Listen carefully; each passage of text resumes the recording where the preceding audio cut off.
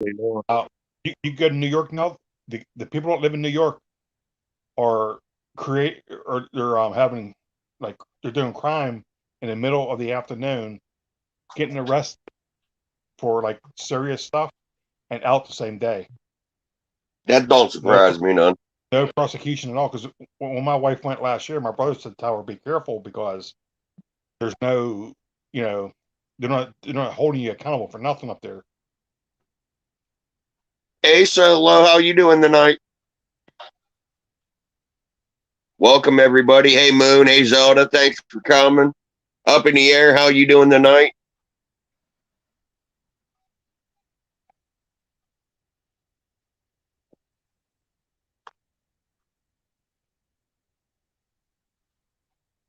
Danny.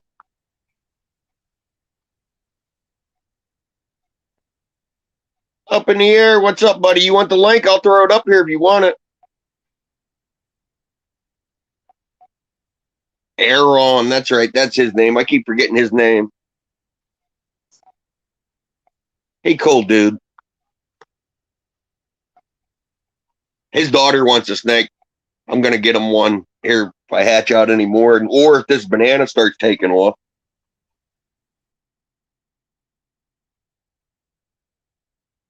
Uh-oh. Where'd he go?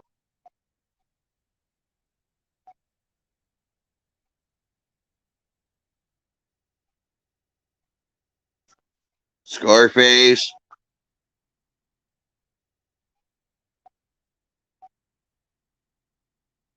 Aaron, you want the link?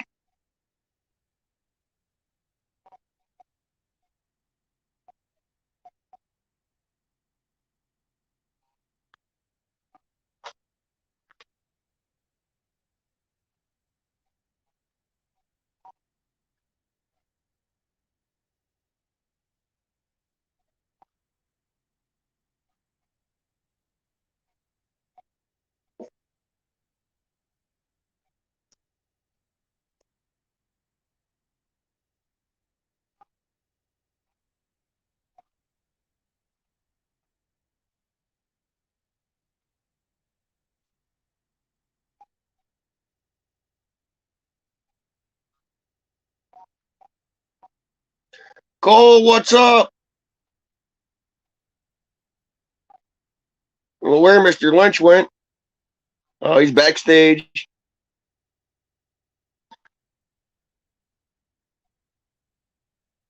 Damn it. Fat thumbs. That was my fault. Hit the wrong button. Your voice started breaking up. I went to hit, to go backwards, and I hit the wrong button. Yep.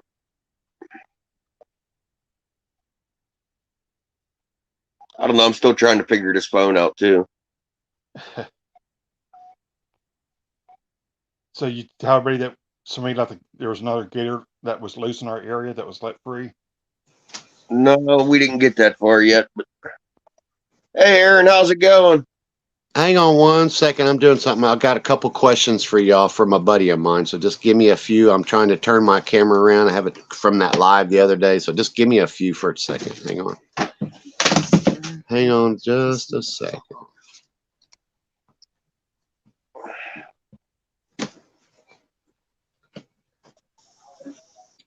All right, there we go. Hey, everybody. How y'all doing tonight? Oh. Can you hear me? Yeah, we can hear you. Yep. Hey, Cole. Hey, no, my buddy's got a snake. I'm not. It's he's got a king snake, and he was wanting to know. He's feeding it. He's had it for 2 years. He got it when she was 9 inches long, and now she is what did he say? How long did she say? 3 foot. I think she's 3 foot. She's 2 years old, and now when he puts those mice in there and he wiggles with tongs and she's striking at it now. But what she's doing, she's not eating it. She's starting to coil it up. So should he go with live or still stay with because, she's starting to get of an age where he's starting to see her grabbing it and not eating it and swallowing it. She's grabbing it and then just coiling it up like a snake does. So that's why there's a few, because I'm not a snake guy. That's why I told you, I said, I'll come up here and ask these guys. They know. With it being a king snake, I'd definitely throw it a live weaned rat, something a little bit bigger than a mouse, because a king snake, they got a long stomach. They eat other snakes.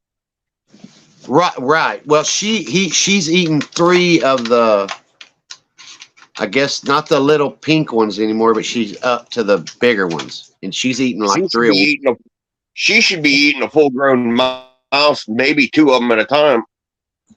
Really? Okay, because that's Yeah. what. All right. There's a few questions. That's why I asked him. I mean, asking y'all, because y'all are snake guys, and you know me, I don't know nothing about. I mean, I do a little, but not. I'm more like an iguana guy, and king snakes are freaking brutal. hey, she's cool though. I mean, she's cool. I mean, they eat rattlesnakes and copperheads and shit like that. They eat them alive. I know. That's like them whip snakes. What they call them, whip snakes we got here in Oklahoma. They eat rattlesnakes. They go right in their den and smoke them out. You know? Yep. They go right in them dens and eat them. You know? So, but I didn't know. I was curious because, you know, he was telling me that, you know, she was getting to that point where she was getting it and then starting to coil it up. She's been doing that for about the past week. So that's why I said, you know, let me go up there and see, because now he's found him a place that he can get live ones. You know what I'm saying? From if he knows any local snake breeders or whatnot, and they have snakes that get kinks and they're not going to sell them, and they're not going to make it, or stillborns, throw them in the freezer and freeze them for like 30, 40 days. That way it kills anything that's in them. Then thaw them out and try giving it to it. Oh, really? Okay. Yeah. Well, I'll have him. Well, I'll have him. You know, I'll forget a bunch of stuff, but I'll have him come back and watch. You know, this where he can. You know, whatever. You know. Yeah, at least it's in the opening 20 minutes of it. Hey, she's pretty too. She's like black. She kind of reminds me, kind of like a. I don't know. I could put, if you put your email, or is your email address in your about page? I don't know if it is or it ain't. If it ain't tonight, it will be by morning. All right, because I was going to send you a picture of it. You know what I mean? And you could, you know, but I know you're on a phone and not a computer, so you can't, like, you know. Well, it's Stanton Spoggy, like it is there on my Cash App, but it's at gmail.com. Hang on a minute. Let me write it down while I'm right here. It's all lowercase, though. There's no capital S. Here, spell it real quick and all. STANTONSPAUGY Stanton Pay. STAUGY.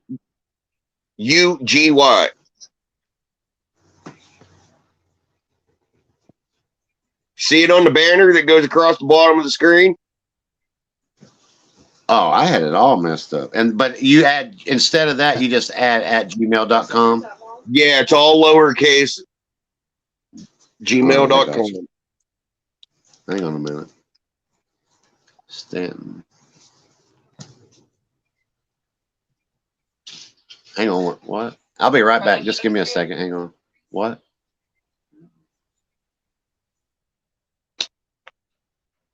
Ken must be sleeping. He said he took a nap today. He'd be on. Yeah, they're just cutting eggs.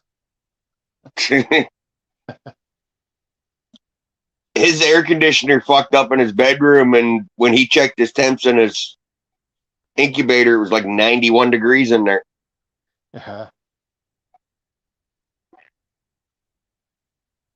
And 91 is still a decent temp for ball pythons. It's getting on the upper end. When I say like 88 to 92, I go lower. Mr. Lynch Solo said hi. How you doing? Solo's a sweetheart.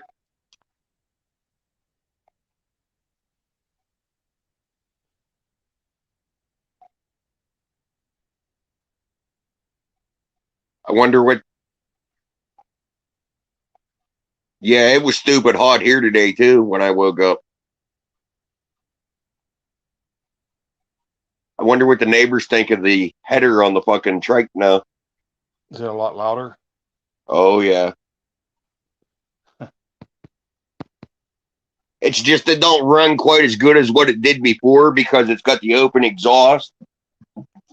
But my buddy has a carburetor up there. He's just got to find it. He ordered one for one of them 212s, them Predator motors, and it was too big. But he ordered it off Amazon, so he didn't return it. It's just out in his shed. And we're going to put it on there and see how it does. I guess it was like $40 for the carburetor, the adapter plate, an air cleaner, and it's got like 4 or 5 different size jets. Contact with the skin. The glue is also very difficult to remove once cured and led to damage of your natural nails when you're trying to. They're solo. Yeah. Yeah, I've Cold been supposed to get back in the swing of it. My phone was goofing up for a while, Solo. This new phone I got, I downloaded an app, and then it started every time I turned around, I'd be right in the middle of something, and it started fucking running ads nonstop. They're solo. Yep. Cowaltz. You're just stealing it. Hey, suckers. But No, it's our been a local, long. No, go ahead. No, I just had a couple. our local questions. news out here. Our local news out here, we got another gator loose in the river. What river? Kiski. The Kiski Menace. Really? How? I don't get it. I mean, I've watched deals on alligators like in different parts of the country that shouldn't be there, and they're there, and they're frozen in the water, but their nose is sticking out of the frozen water like this. And come springtime, they thaw out and go back about their business like it ain't nobody's business. Yeah, smashing stuff out because they're hungry. I like lizards and stuff. Yep. Man, I'd like to have a Komodo dragon, a pet walking around with a I'm working on another baby alligator. Dude, buddy of mine found one, and a hawk ate like probably good 2 or 3 inches out of its bottom jawbone. Damn. And he got it doctored up and back to health and eating good. And I think I'm gonna try to go get it this weekend. What has he got? One of the, what are they called? Caimans? No, it's an American alligator. It is? Oh, dang. Shit. I had one. I had one a few years back it was a 7-foot female that used to free range in my house. Do you have a pond out back, Doug, where she can just crawl in it? Mm. Not really, but there's a swimming hole in the creek. Yeah, that'll work. There's a swimming hole. Feeding It frenzy. don't bother me. I'll take her down there on a cable tie out with a collar, a harness on her, and fucking plop her ass in the creek and lay there in the hammock. I'd love to have a Komodo dragon. I would, but there's no way in hell. I mean, they're cool. Get a baby Tagoon, raise it up. They're just as cool and not as big. Man, they are cool though. They are. Shit. I got that iguana that I had, man. That some bitch ended up getting like 4 foot long. Well, it was about what, 3.5. Man, I'll tell you what, I loved him. He had a red bandana on and shit. His name was Woody. Oh, I really liked him too, man. He was cool. And all he wanted to eat was he wanted to eat tuna and orange peels. That's all he wanted. Really, that's all he wanted. Tuna and orange peels. He didn't want the oranges. I mean, I don't know. He was a weird lizard. You know what I mean? He was weird. Mm-hmm. Because my buddy used to feed his cat food and shit. You know what I mean? Yep. And I was like, man, let's try some tuna, man. And I swear he didn't even he wouldn't even eat that shit after giving him tuna. That's all he wanted was tuna. I liked him. Thanks for stopping, buddy. Healthy, had beautiful colors.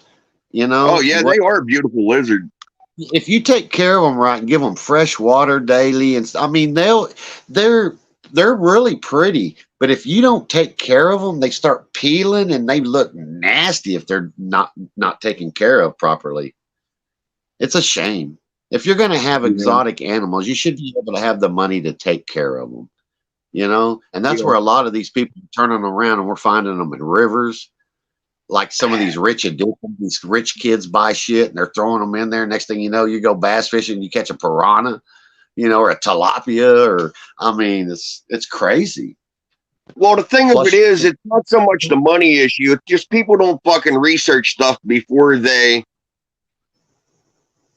buy shit. You know, it's an impulse buy at the reptile show, and And then they get home, and the next thing you know, about a month or two later, they're bored of it, and then cages start stinking, and they start looking like shit. Next thing you know, they're on Craigslist trying to sell them, and it's just it's like with go any in- animal, horses, cows, lizards, snakes, dogs, cats. It's the thing with these gators is they go in there, they pay $125 for a baby alligator, and $60 for a 30-gallon tank with a screen lid. yeah. And it's all fine. It's all fine and well for the next fucking 4 months, and then it needs another tank. And 4 months later, it needs another fucking tank. That's funny. How Woody that likes tuna sounds normal. I'll tell you what, that was the weirdest lizard I ever had, though. All he wanted to do was lay on the back of the chair. He didn't want to be in the cage or nothing. But he would go in there and just hang out and sit. But he always wanted to sit on the back of that lazy boy. He just where he liked it. Because that ceiling fan was up there, and I guess that air just went right over the top of him, and it just kept him cool, But he liked Mr. it. Right Guy- Mr. Guy, you ain't got to apologize, buddy. This is the first time we've been live in a long time. Yeah, that's the first time I've been on your panel in a long time. Dude, it's Well, only like the second time we've been live in probably like 6 months. Yeah, no doubt. It's summertime. We got stuff to do. Why be in front of the camera and stuff all the time? Wintertime and stuff, and fall when it's cold is when you're supposed to be doing shit.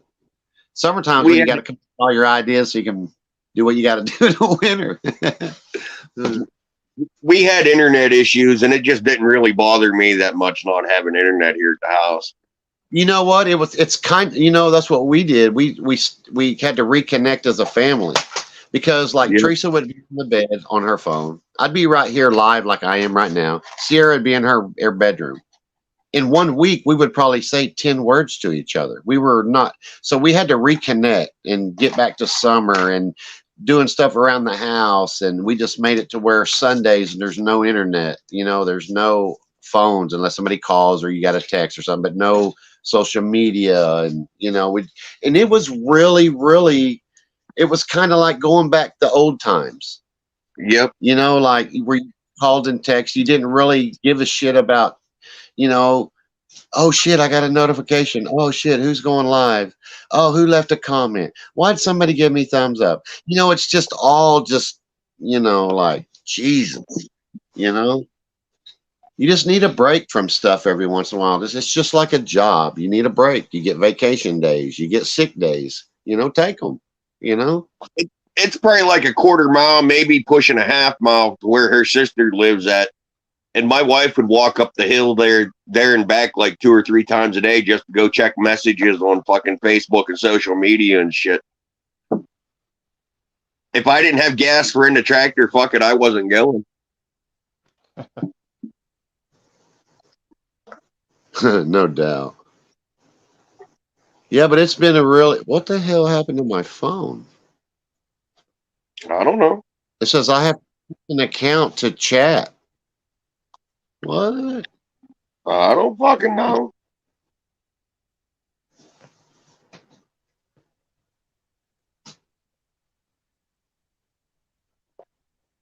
Hello? Y'all there still?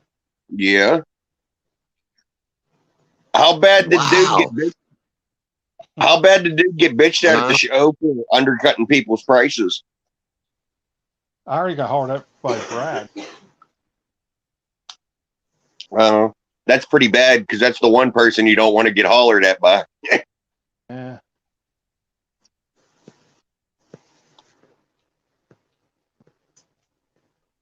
He doesn't say anything to me because I don't set up, and when I walk around, 99% of people I sell to are other vendors, Yeah. wholesaling to them.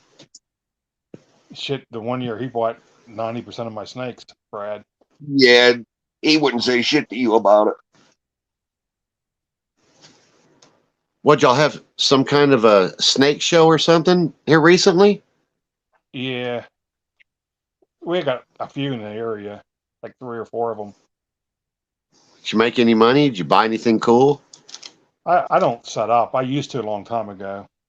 Oh, you just went. I Just, don't like. oh, Yeah, I don't like getting up early.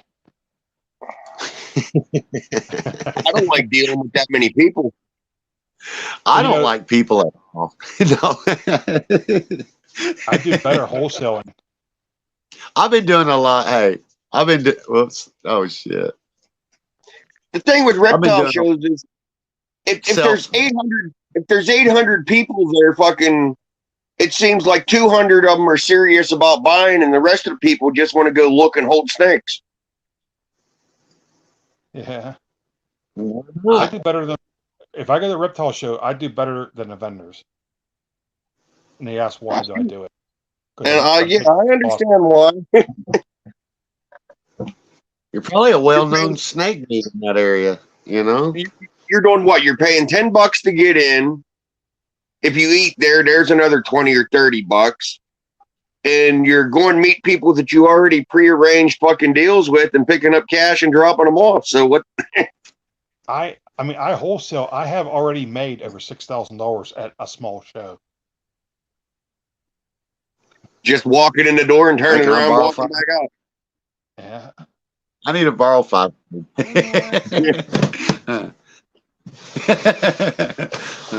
Well, I don't know. I thought I heard it fall on the floor because you and Like- Sierra was messing around here, and Sierra said, "Hey, Morbid." I didn't know if you Hey. could hear her. She's fixing to go in there and get ready to go to bed. She got back from church a while ago, so school. We Been to got church one in a more. long time. We got one more, and we'll be empty nesters in 4 years. You know what? This first year for It's me already- for that.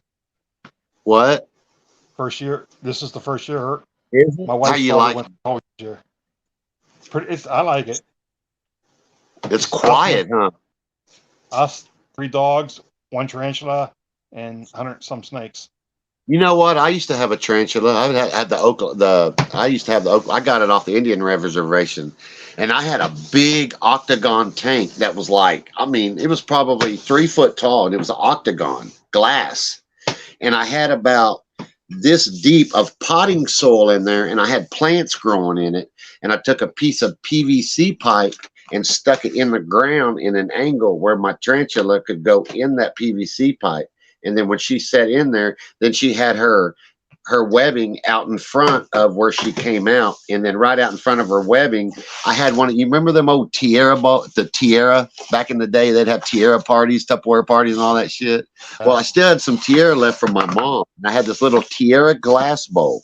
So I would dug it out and I sunk it down where it was level with the ground where she could just go like this and just let her lay right in the water like that and do her thing.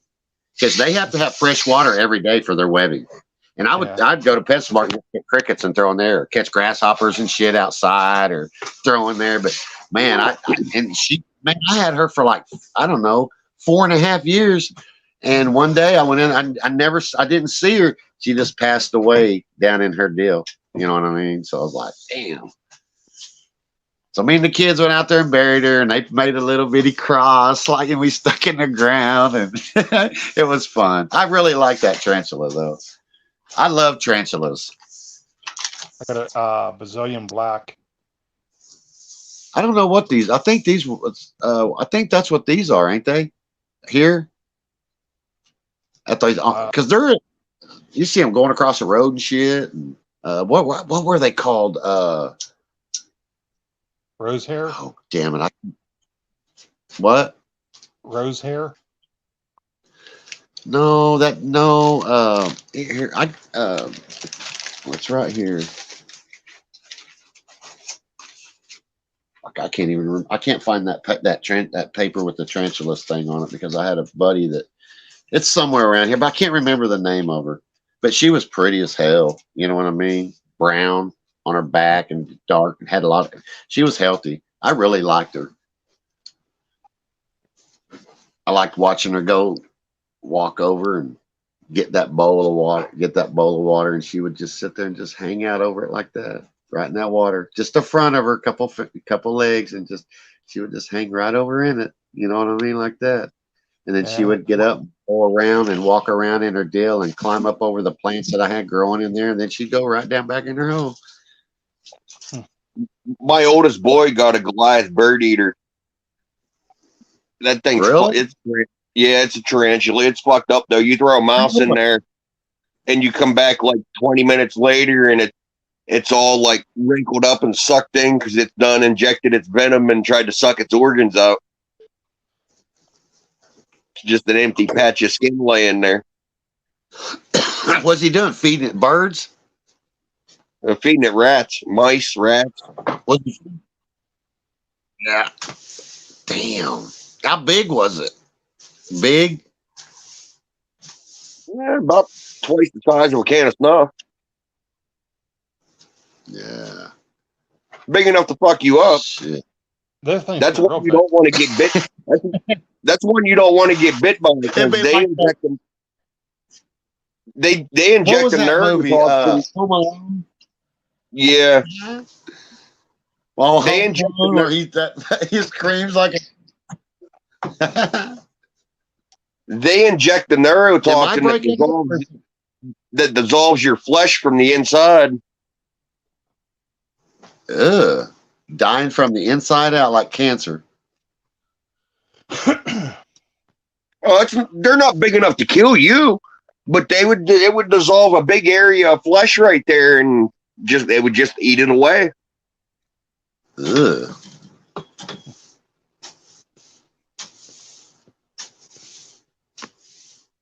I love tarantulas. I want another one. I got to go down here and down a little bit farther south to get them. There's none Dude, around send me a here, but I couple. just got to go about. Huh? Send me a couple when you catch them. Dude, they're all over the roads. I get them at the Indian reservation right out here, man. They're all over that sucker. I think they were. I know they were.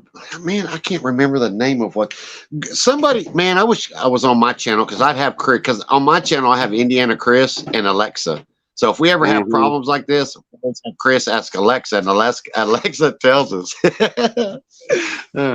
That's why I said, like, somebody Google that and see what the Oklahoma tarantulas are. Because I had that paper with all that stuff, and I can't remember. Hell, it's been so long. Purdy some bitches. What? Oh, there's Ty Rob. What up? The critter cam. Ty Rob.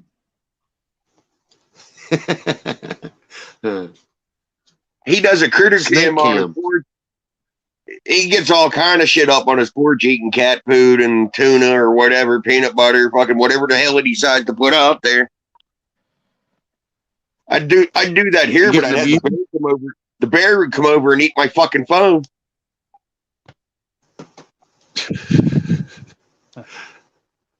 A bear? Yeah, You get rid of that lizard. not yet. What do you got? Fucking some type of fucking leopard gecko. Oh. Dude we know lives down in Pittsburgh. He's scared to death of snakes. And his son's girlfriend's daughter had a little ball python and a leopard gecko, and they were moving and couldn't take them with them. And if I didn't take them, they were going to turn them loose. More of that type bullshit. Yep. Like we were talking about earlier. Yep. It ought to be called Morbid Sadistic Balls Rescue Center. Or just called Sadistic Balls Rescue Center. We need donations, please. You know? Dude, I've taken in all kind of shit over the fucking years. People, her one friend Angie go to the reptile show and buy a snake and get it home and it gets warmed up and it's not used to being handled because it comes from a breeder. And they're a little bit aggressive. They're striky. Big fucking deal. They're babies. It don't fucking hurt. I'll tell you what I hated is them freaking parakeets. Sierra got a parakeet one year for her birthday. Thank God she was a female. Well, all of a sudden, Christmas, Grandma decides to get her two pretty ones. Well, one was a male and one was a female. The next thing you know, I got a fucking nest full of eggs, birds fucking flying around the house, and I just, yeah, I hate parakeets. I do. I hate it. I hate parakeets. I'm gonna say it right now. And I'm sorry if y'all have parakeets and there's parakeet lovers. Well, I'm sorry, but I hate the son of a bitches just because of the experience I went through. You know what I mean? I wasn't knowledgeable about it. I had to do a lot of research on it, especially when I found eggs at the bottom of the cage. I didn't know what the hell. I was like, oh shit, you know. So we had to make a nest. You know what I mean? Shit. Oh God, that was a hell of an experience. I will never own another parakeet. I don't even want to hear that word. I'm just gonna drop it right now, for real. That one, man, I swear to God, She just kept dropping eggs. I'm telling you, she just kept dropping eggs, boy. But I'd wear a hat, and I'd have the bill turned around. She would come over and hang upside down, and bug the shit out of me. She'd fly around. Here she come again. But she would hang upside down and fuck with my nose. What was her name? I liked her when she was by herself until Grandma decided to get her two, and one was a male. It was over. I hated it. I did. I hated it. Her friend Angie bought a fucking Amazon parrot. It was green and yellow. Cool as shit. She didn't want it no more. We ended up with it up my mom's house. And somebody get out of the shower and start to come down the steps where he could see up the steps. Hey, sexy, you want to have a baby? If you're happy and you know it, suck my cock. Really? Oh, yeah, dude. This bird was like 8 or 9 years old. Oh, my God. And this bird was like 8 or 9 years old. And I don't know if he grew up in a crack house, a whore house, or what, but he had a freaking vocabulary. But you know what? It don't. You don't know how many hands that bird passed through, though, either. Too. You know. I mean, you know, you got guys that just want to teach it cuss words and nasty shit just to be fucking funny. You know, and it's like, They don't realize. You got a bird in a cage, and somebody passes away in your family, and you got family over there all, you're all fucking cocksuckers or some shit, you know? It's like, Yep. Oh, God, I don't know. I'm not a bird guy. I'm not. I'll tell you that right. I'd rather have a lizard that eats a bird. I mean, for real. That bird got little man up off his butt though. He was sitting in his crib. And the bird would get up on the railings for the crib and walk around in squares, and Chelsea would get up and hold on to the crib and chase the bird around the crib. They do that shit for hours, man. I'll tell you what. I'm not a bird guy. I don't want a bird. I want shit that eats birds. You know, I can't. You got bird seed. You got to clean the cages. That shit goes all over the place, all over the floor. And I just can't do it. I just can't do it. And I don't want to do it ever again. And I'm not. Yeah, I don't blame you. They're but dirty. I do want another tarantula. I'm telling you, they are nasty as hell. They got to have fresh water every day so they can keep clean. It just, and then they start, I don't know, it's just a pain in If the it's in a ass. if it's in a cage, it's gotta have fresh water every day. It don't matter what the fuck it is. I think Mr. Lynch is froze. No, I'm here. Morbid, you froze? No, I'm here. Oh, My snakes, I gotta water them every day because their water, the bowls that I have in there with the temperature it is in there, it seems like the fucking water evaporates. At this time of the year, the water evaporates in them fucking overnight because they're not that deep. They're only like fucking inch and a Yep. half deep or 2 inches deep. right. And if they're, you got to keep them warm and, you just, as long as they got fresh water, I love fresh water. I don't care how hot, how cold it is. And I'm not too lazy to give my animals fresh water every day. We drink fresh water. Why I can't go our through about- animals, I go about 3 or 4 cases of fucking Walmart bottled water just for the snakes in a month. Huh? We buy bottled water for the snakes from Walmart. Oh, he got lost. Hmm. Stan, what's up, buddy? How's your wife doing? Hope she's doing well, buddy. His wife got cancer. Sucks. Yeah.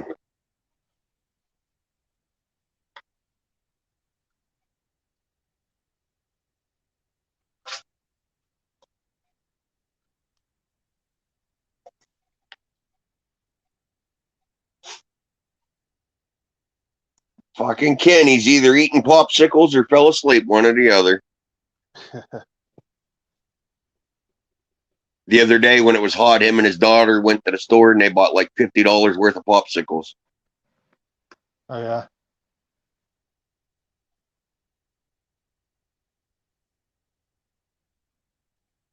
Yeah, I don't know either, buddy.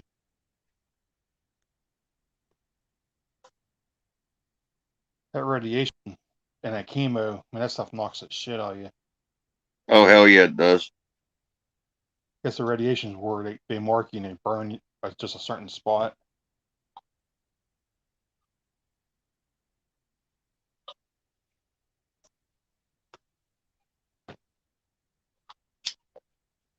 It's supposed to rain tomorrow. I hope so. We haven't had rain in a Yeah. while. I know. You can tell because you go down Salzburg and you can look up the river, you see the rocks. You can walk across it. Yeah. Well, when you kayak down there, there's spots where you got to get up and pull your kayak through because it's only like an inch of water. Yep. There's spots where it's pretty deep. Yeah. Like down in there around White Station. Yeah, I come flying down there in a canoe. Had two of the dogs in the canoe with me. I hit a rock. The canoe stopped. The dogs kind of like didn't flip the canoe over.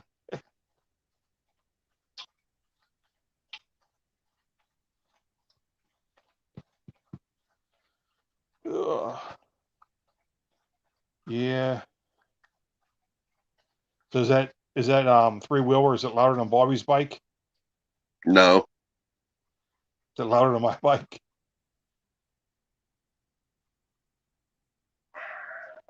It echoes a lot further.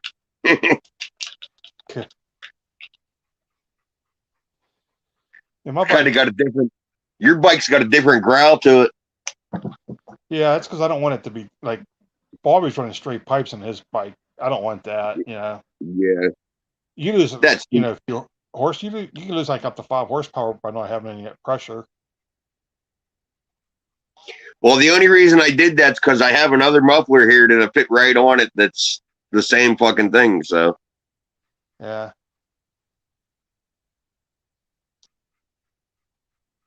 I just figured I'd try it and see how it run.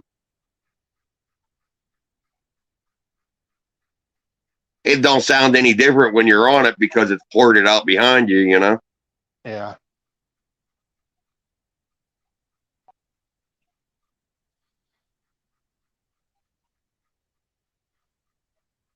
My back was hurting today when I got up. I wasn't trying to ride him around anywhere.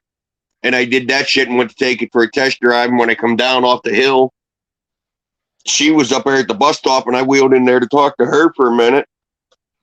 I'll be damned. She's like, here comes the bus. I'm like, oh, fuck. Too late. I parked it in the driveway and he come hauling ass down through the yard. My helmet, my helmet.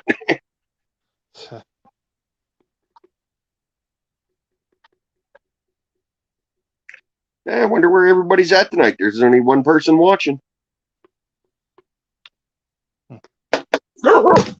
Shut up, asshole. Zombie, be quiet. I tried to get Bobby to come down tonight. I said, you can come down and hand me snacks and we'll show them off.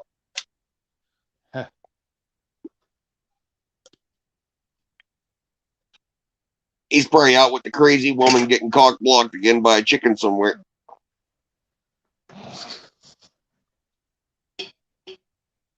Yeah. I was getting worried down here, man. That goofball, she was all drunked up and whatnot. And you know where that tree is across the creek down here? Right below that swimming hole? Yeah. She was going to walk out across there and she could barely fucking walk on flat ground. Yeah. Had like a fucking 9 or 10 foot fall from up there into the fucking rocks. I looked at Bobby. I'm like, dude, she falls. I'm going to the house. I don't know what the fuck happened.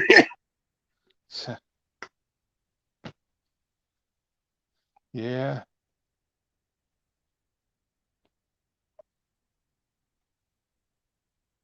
So that alligator, that's farther down the river. Yeah, it's down below Avonmore. So what, going into like Vandergrift? Probably like around Salina somewhere. Or not Salina. Oh yeah, Salina or fucking was that Salina down there where they had the brick plant at? There's a Salina Inn down there, right by that bridge. Yeah, that's where, down in that way somewhere. They said it was like a mile downriver from Avonmore. Maybe down by Apollo at most, probably. Yeah, that's getting down there. It's down by Apollo.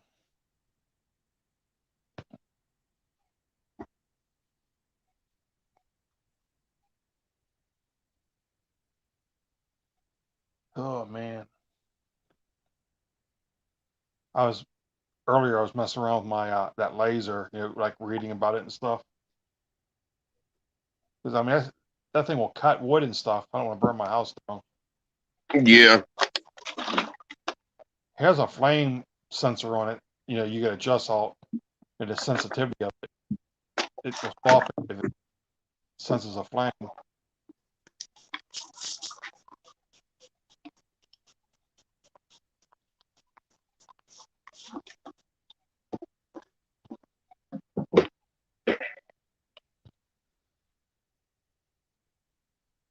Yeah.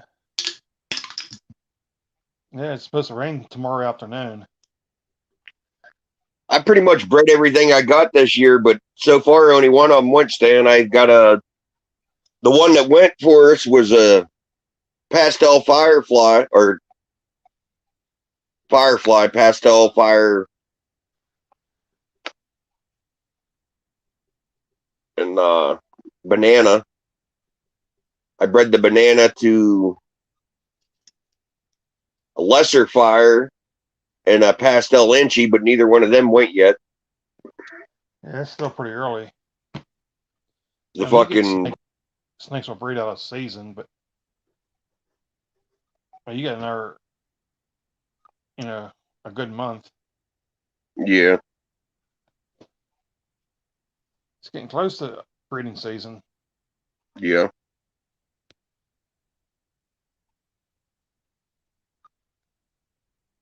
I don't know. Like I said, these fucking 3 of these females just started pounding food again. Yeah. Well, maybe they're building. Wednesday just ate yesterday, and she's right there at the front of the cage looking again, wanting fucking food.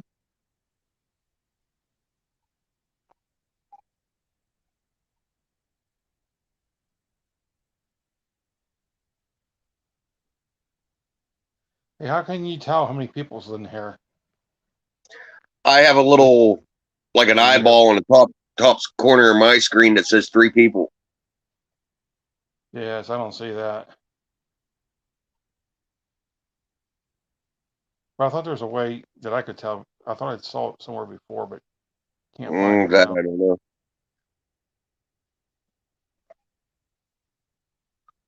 Somehow there's a way I can set you up as a co-host on this, and you can control shit from your side too.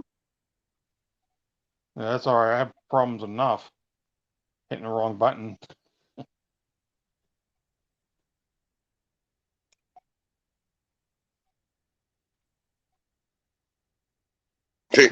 Ken was freaking out. That one Exantic that hatched out, it still had its umbilical cord stuck to it on like the 3rd day, what was left of it. If it don't fall off of there, I'm going to do surgery and cut it off of there. I'm like, dude, you better wait a little while. It's Don't early. fall Give it a week or so. It'll fall off. Don't leave it alone. He messaged me today or called me today and said it fell off. Yeah. I mean, when they pip out the egg, they're in their egg 24 to 48 hours because they're still stuff in that yolk sac. And they're still. I mean, you don't want them to come out. Yep. because That pie if they clutch do- he cut. That pie clutch he cut. They're still in the egg. Yeah. Well, when you cut them too early, you get all kinds of funky shit growing in there and stuff. You get all this white stuff growing in there.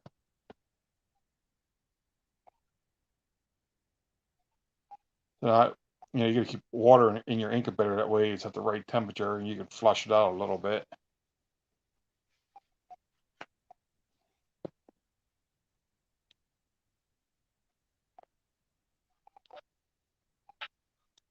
What's on your agenda for tomorrow if it don't rain? I'm supposed to go to Indiana because I was supposed to go every day since Sunday. That's what I was getting ready to say. Didn't you do that yet? No, every day. I mean, every day well, the one day I didn't feel good, but all the other days I called her and she was doing something. So I was like, okay, I'll come up the next day.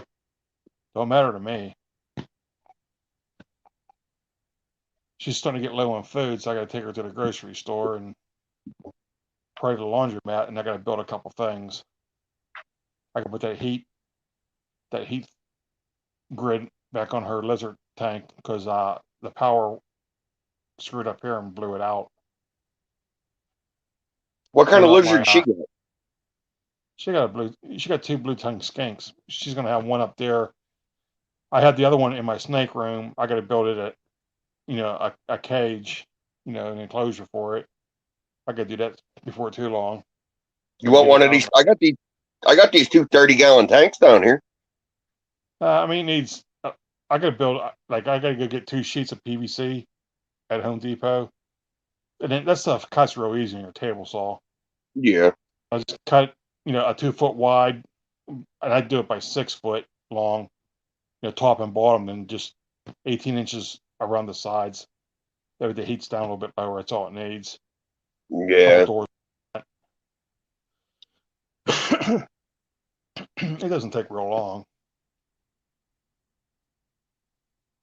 Yeah, I got to build that and get that up to her, and she has to buy another heat thing for that one.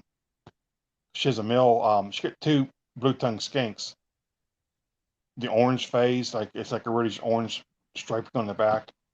They're pretty cool, and they have a personality. My daughter down in Tennessee, she has one too, and when they know that my daughter and her boyfriend's home, that lizard will scratch at the tank because it wants out, and they just open the door up and they let it walk out around the room. He gets tired of walking around, he goes right back in his tank. That's like a gator that we had in the house. It had a fucking one of them big concrete tubs like in rat bins, and I had a big boulder in there, a couple of heat lamps focused on it. she'd come fucking lounge around the house. The sunlight was beating in the front window, bay window. She'd go lay on the carpet wherever the sunlight was shining at, and she'd Yeah. get bored with that, go climb up on the couch or something, or go upstairs for a little while, and next thing you knew, she was back in her fucking water. Oh, if I lived in Florida, I'd have me a giant tortoise Yeah. outside, out in the yard, you know. I'm talking a big one like a Galapagos. I mean, the things are like crazy expensive, but I'd find a way to get one. That'd be pretty cool. Have a big ass tortoise like out in your yard.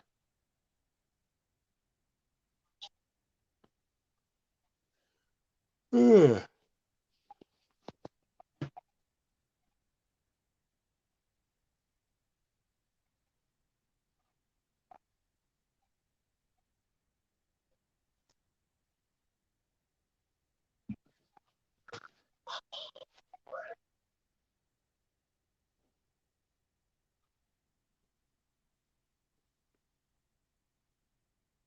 That firefly that laid this year, she's been back on the food kick hard lately too.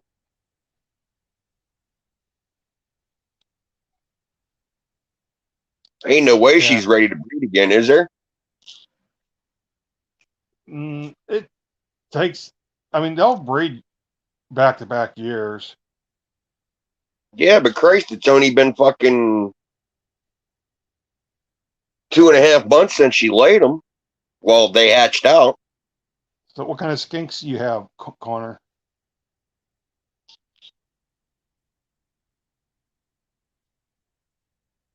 He's saying something about 5 line ones. I'm assuming they're running around the campsite. Those little ones. I don't know, probably.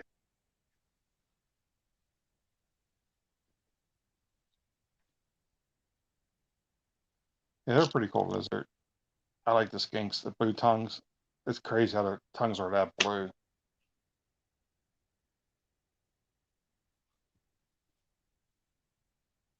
All right, later, man. Thanks for stopping.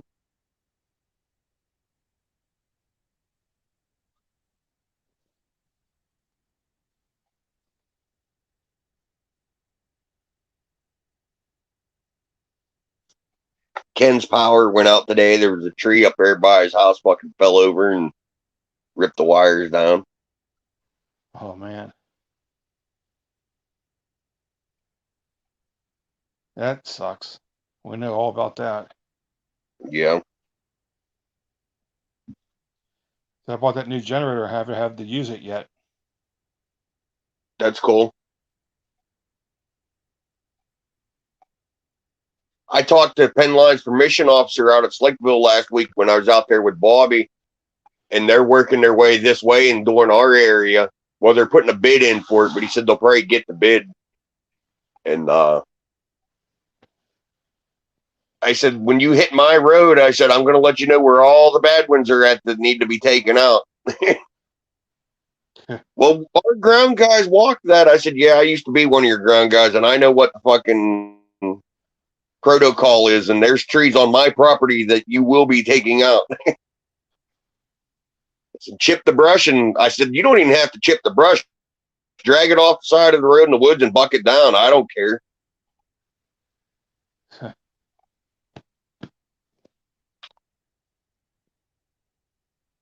Yep.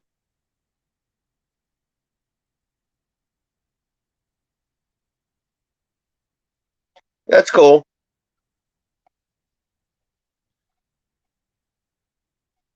You ever see that copperhead down at your place again? No, I did, but I killed it. Oh, you killed it. Yeah. If it was anywhere else in the world, I'd have left it alone. But being where it was at, it needed to go bye-bye. Yeah. If little man was scared of snakes, I wouldn't worry about it too awfully much, but he's not. So yeah, it needed to go bye-bye.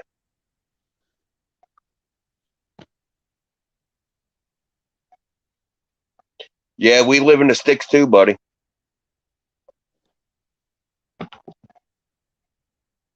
You got more neighbors than I got, though. Who,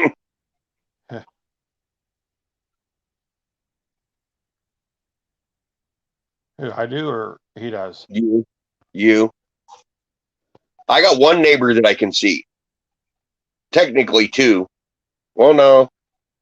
Three. I can see Milford's house. I can see the Ryder's old house and the log cabin up on the going up the hill there towards your house.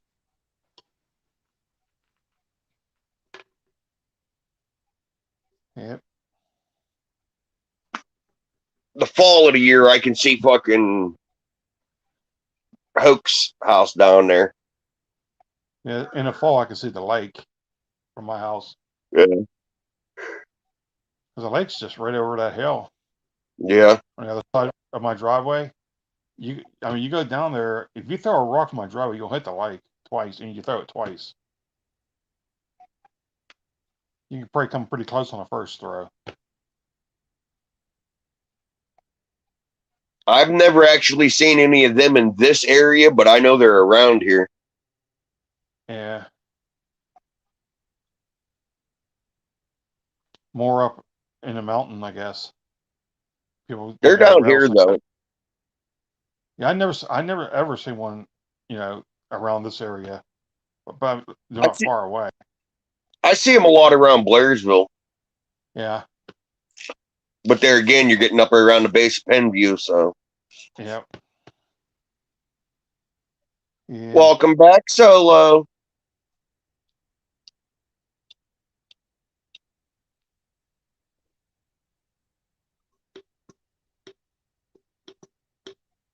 See, I wish we had more king snakes around here.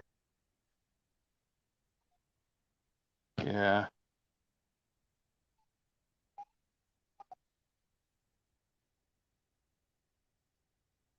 See, a lot of people say that black snakes will eat copperheads, and I heard that's a myth because they say a lot of times in snake dens you'll find black snakes with the copperheads. Yeah, I've heard that too.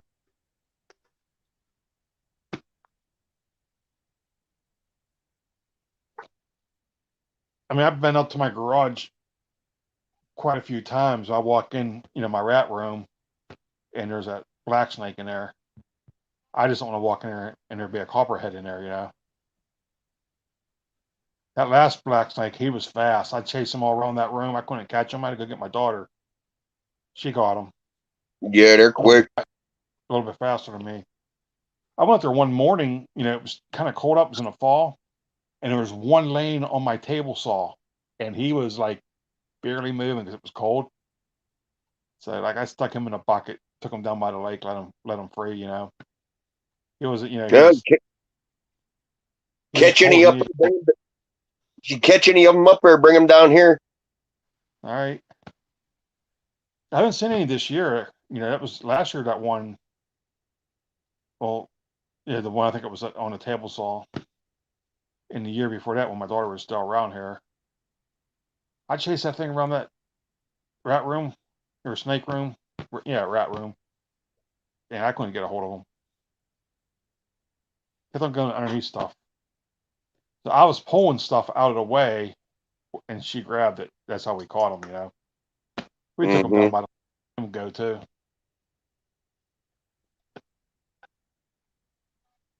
Blaker, what's up?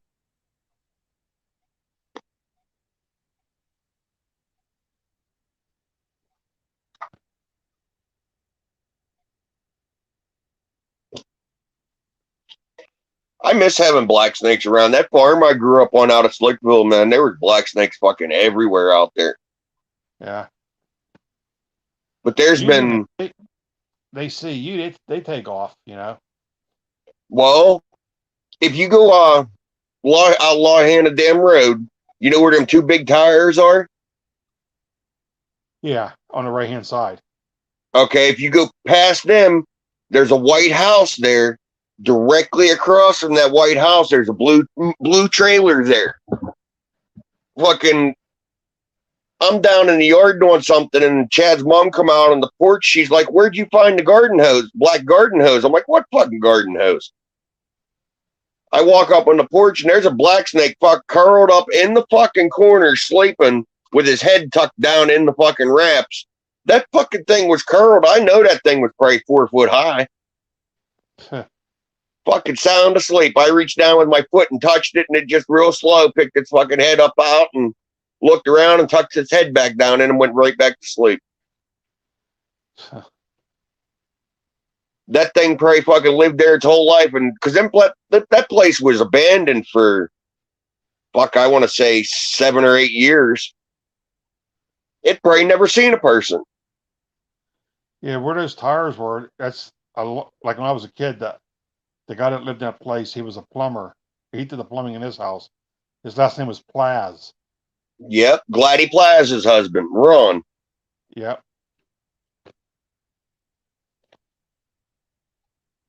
Yeah. When I lived there across the street from there, she wanted to clean out that building down there. And she asked me, she says, there's a bunch of scrap pipe and stuff down there in that building. She said, you can have it if you want it.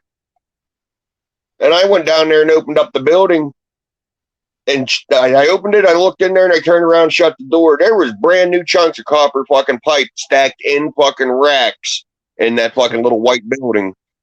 I said, Gladys, I said, you need to get a hold of one of your sons and let them come up here and pick through this and see what they want. And then what's left over, I'll go ahead and scrap. Huh. He had old fucking fittings there with solder and little chunks of fucking pipe. Stuff he was saving for junk. Yeah. I'm surprised Bobby don't get back into doing that. I mean, he made a lot of money doing that. You know, he passed. I mean, he passed that test and all that for that. You know, he went to school for like 6 years for that. You know, they had that school where you go like twice a week, and he also worked at the time. You know, journeyman school.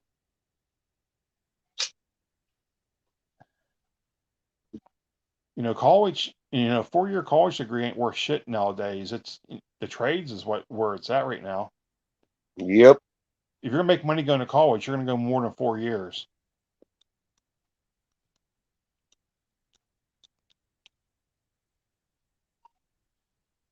Unless you get in some type of economics, you know, you can either that or being a pharmacist. You can go. I think pharmacist is like 5 or 6 years. It's not 8. For her, well, Chad's mom's sister went IUP and graduated in 4 years for it. Yeah, 'cause I know Duquesne's a big school for it down Pittsburgh. Duquesne School of Pharmacy. And St. Vincent, they have a thing with Duquesne. You can go to St. Vincent for like the first 2 years and then transfer down, you know, down to Pittsburgh or something like that.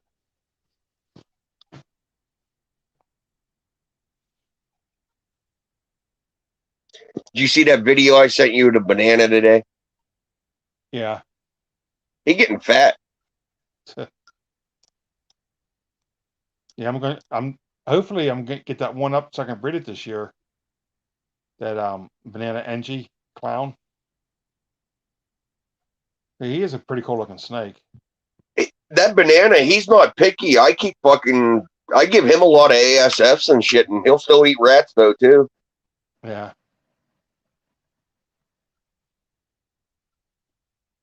Yeah, I should probably feed some of my snakes tonight. I fed some the other night and some the night before, and our breeding season is just right around the corner. I'd like to get that female banana clown female I have up to breeding size and then breed the other one to it. You know, make some super banana and clowns that are female makers. Yep.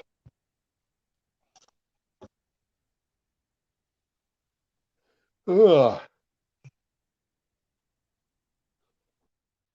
Oh man. Yeah, don't start that shit.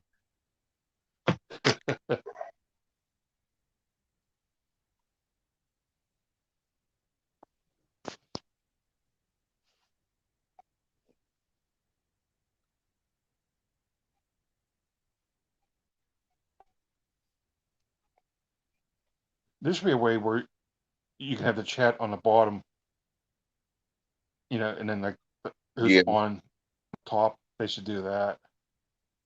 I gotta keep on clicking back and forth. Well, if I figure out how to set this up for you where you can be there as a co-host. I think it'll come up because on mine it's up the side of it, and I can read the chat and do whatever I want with it. I don't have to go into the chat to see what's going on. What are you up to tonight, Blaker?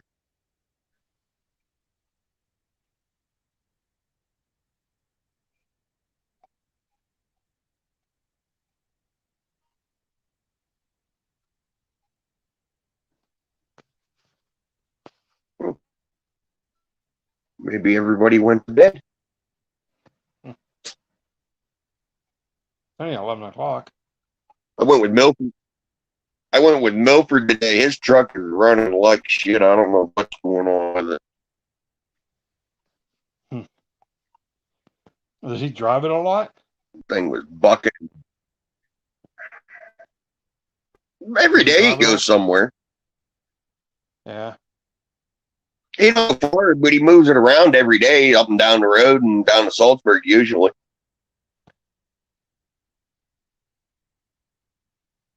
Oh, got a couple people in now.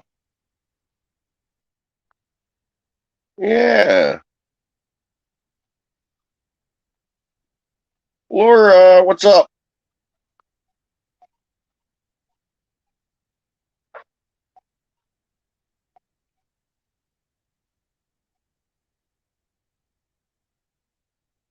Yeah, I know, Solo. Everybody disappeared for a little bit.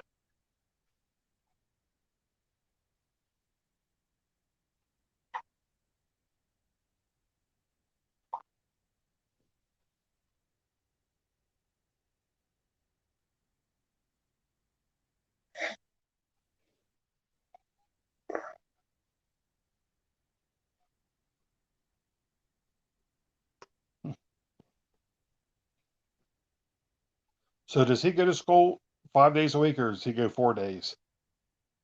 5 days a week, and starting next week, every other Wednesday, he gets off a half day.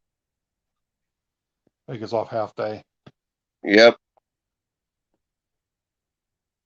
Does he have a long bus ride, or is he like last stop or something? He's the first stop. Oh man. They come out here and pick him up in a minivan and then head that way. Oh, okay. So he's not on the bus for a long time. No. I think That's there's four I think or there's something. 4, maybe 5 people on the bus. Yeah.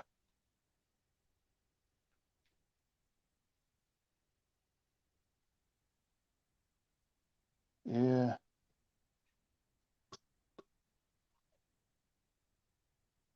Yeah, my wife started teaching. Well, she they're not really into the lessons yet. She got on today and like gave them her background. She His bus what's that? his bus driver stutters real bad. Yeah. He don't stutter when I go up there. I said to her, I'm like, well, maybe you ought to try wearing a bra next time you go up there.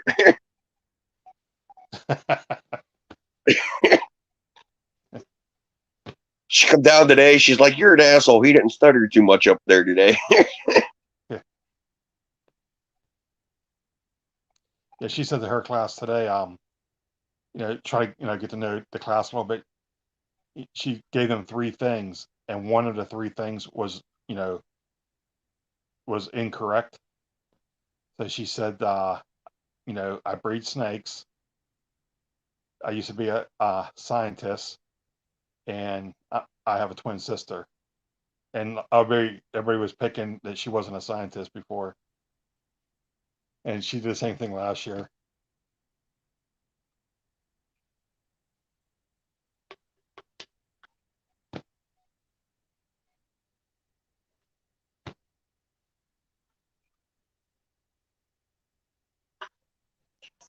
That girl that was here with Bobby left her fucking crock down here in the yard. The other one's in the creek down there where she dropped it when she was on the log. And I took a picture of it and sent it to Bobby. I'm like, hey, your Cinderella left her slipper down here.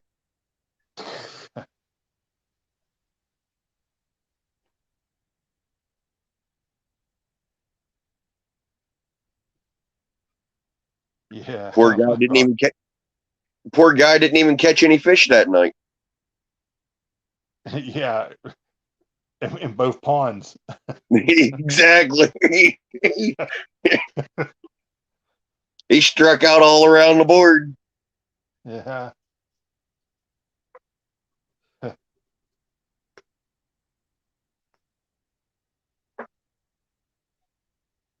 Ha ha. So is it crick or creek? I say crick.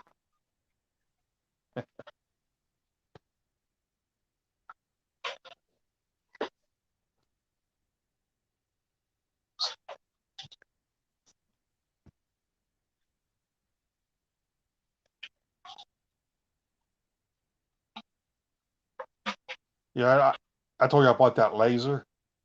Yeah. I'm gonna be firing up here before too long. You gotta wear glasses and stuff because if you bounce that beam, somebody said that one of their it was a CO2 laser though. This one here is just a diode laser. If you bounce that beam, it can hit you in the eye and like damage your eye really bad. They said they heard somebody that bounced it and the guy had his glasses on it and it lasered an image on his glasses. Oh wow.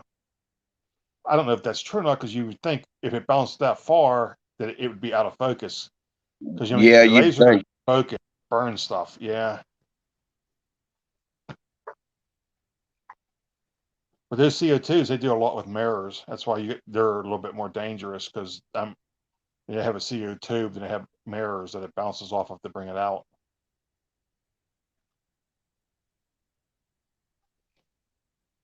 I want to pull the body off of that trach this winter and actually fix the cracks and stuff that are on it Yeah, and get it all DA'd up. And I'm gonna go to the auto parts store and get like some type of either metallic blue or metallic orange, like 70 style metallic. You know what I mean, with the big metal flake in it. yeah, yeah. Yeah, that thing's so old. Usually that fiberglass will have like a coating on it. Like almost like glazed. Yep. That's all wore off that thing. That's a fun little trike though. Oh hell yeah, it is. Wait till you get the throttle now hooked up on it right and some brakes. I mean, that thing will really badass. It won't be long. He'll be driving that thing by himself. Oh, I know. She was flipping out over me going up over her gravel pile with him. I said, what are you gonna do when he takes it over here in about a year when he's ready for it on his own and ripping and tearing? Yep. Yeah. Oh man.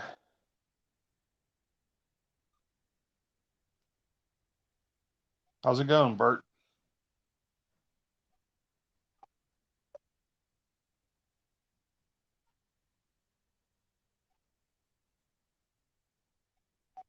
Bert,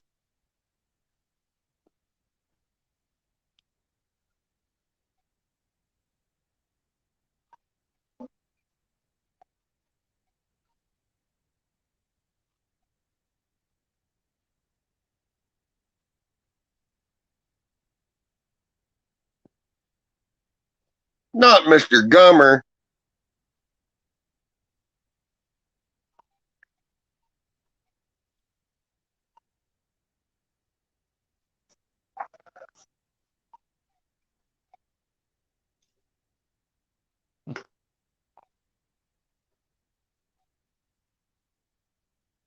So how's that?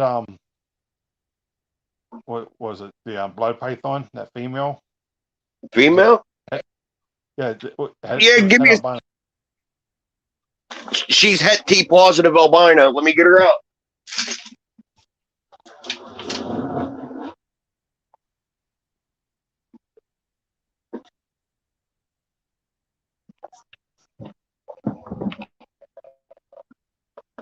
Figure out how to do this here. Guess.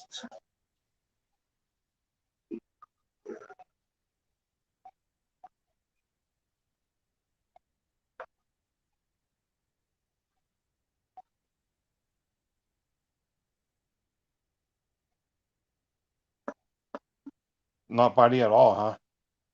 Nope. They were bitey when they first started breeding them. They ain't bad now. I mean, you still get the occasional one that's a little bit of an asshole, but You get that with ball pythons too. You know, the she's small a good ones. girl. She's a good Yeah. girl. She don't mind her head being fucked with or anything. Yeah, the hatchlings, you know, they'll snap at you, but you know they're so used to stuff eating them and stuff. You know, they're trying to get up to size. They grow out of it if you do nothing at all. Most of them will grow out of it. This is a killer stripe, is what he called it. Oh yeah, I don't know if it's like a genetic stripe morph or what, but does she eat good? oh my god, dude, she's a garbage disposal. Well, they both are. This one here is the male. Come on, this is the one that's a little bit iffy sometimes.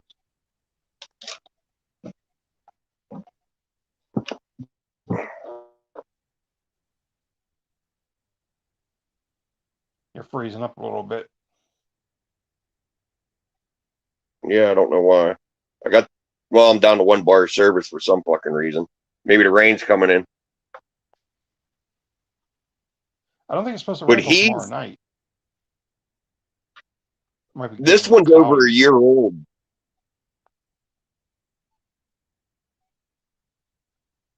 Do you have another one too? That rescue one we had, remember? Yeah, you still have that one? No, it passed away, remember? Oh, yeah, okay. It had like a real dark head. Yep. Yeah. They're going to make some beautiful babies.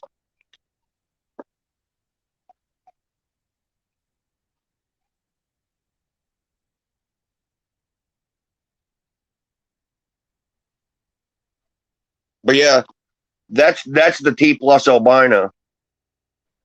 Yeah. And what is he? He's T plus albino.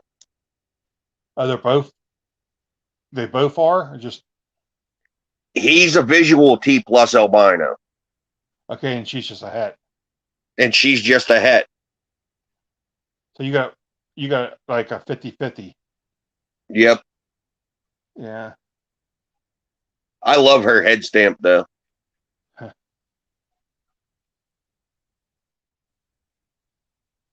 Like I said, I know that guy that he's been breeding blood pythons for years.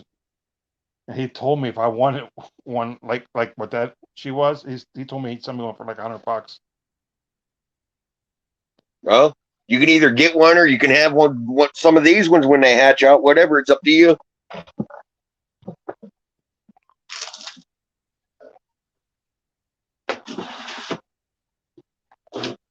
And if you get one, we'll fucking use him to breed it.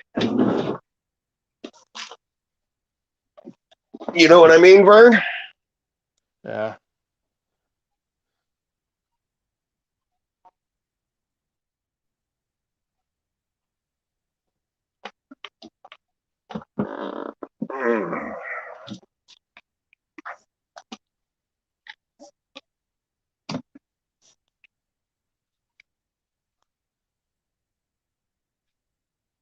Hets and no tails. He don't come around here very often.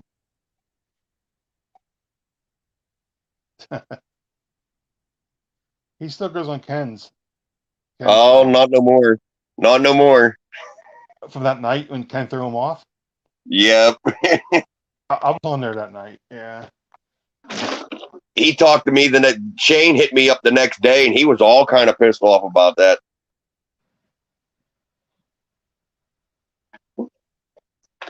I mean, he likes to argue a lot. Yeah, The thing is, it's a hobby. Your way isn't a lot of times isn't the only way. It's nope. there's sometimes like for example, Ken's using substrate in with his eggs, vermiculite or whatever. I just use water, but both works. You know, choose and like a lot of the old timers still do it that way because why change something that works? Yep. I think that the way I do it is better for people that's just getting into breeding snakes because it's It's idiot proof. yeah, as long as you keep the water low enough so that your eggs don't wick the water up, you're but the other way works too, it's just There's a genetic question for you. It's there on the screen.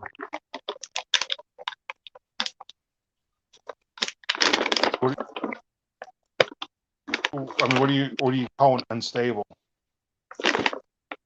Maybe he means like spiders and well, I mean, yeah, there's a bunch of stuff like spider to spider is no good. Walma, champagne to champagne. There's a bunch of stuff like that you can't. I mean, you can breed it, but shit dies.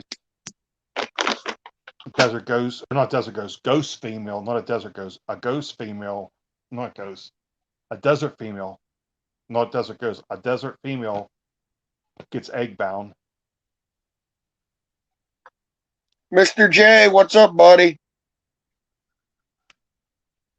There's some other stuff too, but I got a spider here that ain't hardly got any wobble at all or corkscrew. yeah, I had one that had none, even when it fed, but all its hatchlings did. It's just attached. The only time I've ever seen him start that corkscrew and shit is if you handle him a lot. He don't like to be handled a lot. I'm not allowed to have a spider. Why? Half these snakes are my daughters. Oh, she don't want it in the complex. Well, her thing is, I mean, she's going to be a reptile vet, and her thing is that her with her ethics, to breed a snake that has known neurological issues. Yep. Like she said, she's trying to improve the breed, not even though I had spiders before and they eat, they shed, they do fine, but like she doesn't want to breed it. But yeah, we had spiders, we had them before, but we got rid of them all because that gene's attached. That and when you get a snake's worth a couple $1,000, you don't want it to wobble. It's a hard sell. There he is. Yeah, she's in that thing where she won't breed something that has an issue like that.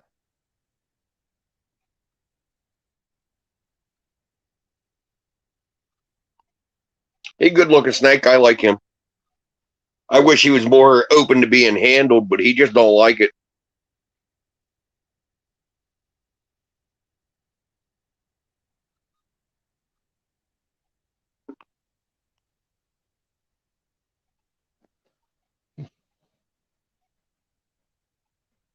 There's the more along the lines of what he was getting at. Yeah. I mean, when I first started breeding snakes 20 years ago, it was all because like back then it was pretty much 1 and 2 gene snakes. And back then it was all about selective breeding, picking the very best of that gene and breeding it together to improve how that gene looked like I had a really good looking lessers. They were clean, they had no alien eyes, and it was from selective breeding. They kind of did away with that because it's not selective breeding anymore. It's how many genes you have in this snake. It's what's like really important now. I mean, back in the day, it was all about selective breeding. And that's why, like, a lot of these snakes you're getting from me, you're like, wow, these things look really good. It's because they're all selective bred.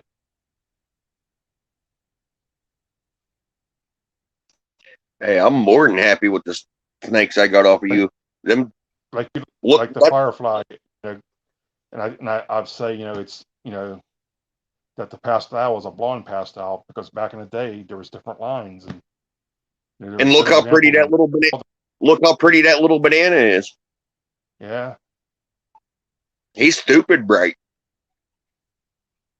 I'll have to show you my I got a firefly that's het toffee. This snake is crazy. If you like the firefly you have, you'll go crazy over this one. It's really good looking, and it has to be a factor in with the it being het toffee. It's doing something to it. This guy got a heart on his head stamp. Yeah.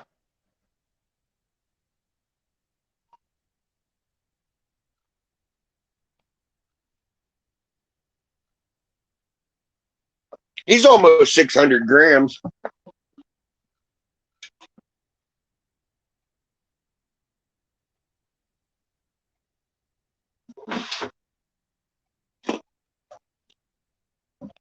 I'm gonna let him grow for a while, and if that cinnamon don't start showing signs of being gravid, I'm gonna start putting them with it.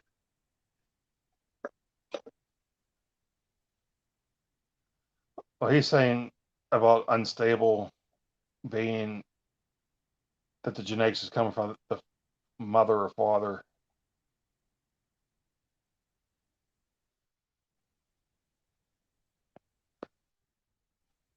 Don't know, buddy. You're the genetic guy. Well, I mean, like my wife has a degree in biology. My daughter has her master's in biology. They all talk about, you know, that you get like, you get a snake has something like 18 chromosomes, and you know, it's just, reptiles is different than humans. But like you talk about the banana gene, that's kind of crazy there because the sex of that snake is determined by the male.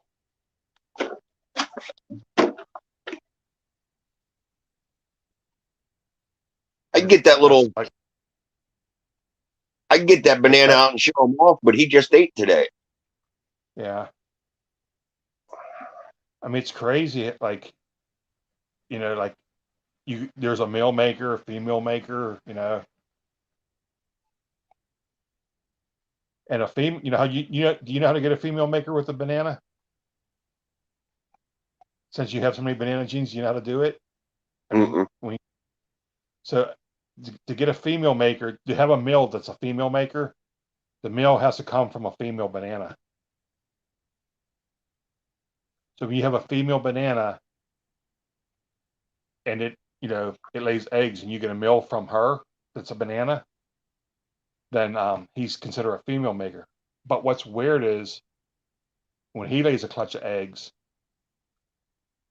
and it's not 100% every one he has, but it's the majority of the eggs. It's like 96 out of 100 will be females. You'll get like a few that are males, but it's like a really high number that will be females. All the females will be bananas, and anything else will be males. So if it doesn't have, it's weird. That's how I thought that I had a female maker because the first two snakes I popped were female. One was a het banana, or no, yeah, one was a het clown that was a banana, and one was a banana clown. And I popped them; they're both females. I'm thinking, holy shit, I got a female maker. But I just hit the odds, which was like unreal, to get two out of the same clutch from a male banana that was females, but it happens, but it's rare. But it's kind of I never crazy. thought. And if you I talk to never. my daughter, like how that happens, like what's going on, she starts bringing up the XY and the WZ chromosomes. She starts talking about different ways, and she'll tell you why it happens. and it's not just bananas that it happens. And I think it's something close to humans, how with the chromosomes. Why do bananas do that? I mean, she's like, she's really into that stuff.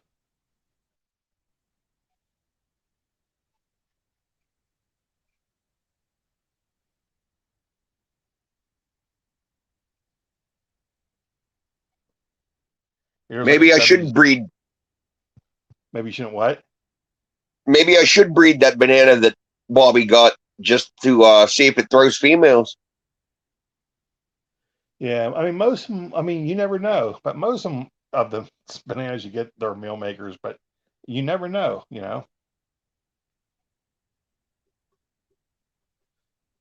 I mean, hopefully that's why I kept that banana female that's a clown because I want to make, I think, if people put that banana into their clown projects, they're going to want females. And as soon as those two snakes get up to breeding size, I'll be making super bananas. And the one's a female, so, and the one, and the other one's not a female maker, but, coming from the banana female, I should get, half and half.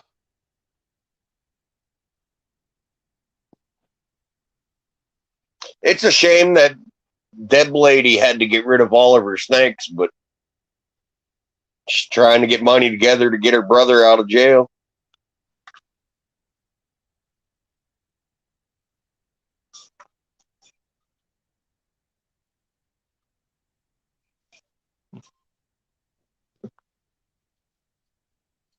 Yeah, the dude that used to deliver the rats in the yellow van. Yeah, you told me about that. The Yeah, one from Lake Pro. yep.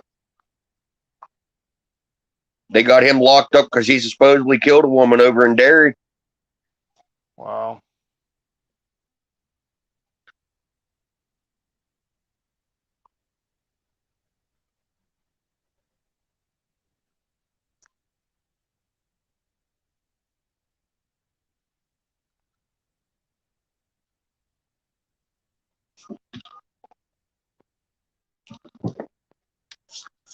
Did you hear about that cop down in Bethel Park that the FBI arrested? Uh-uh. He was, I guess, he was hiding a person that's not supposed to be in the country. He was a lieutenant on the Bethel Park Police Force. Wow. Last name was Babin.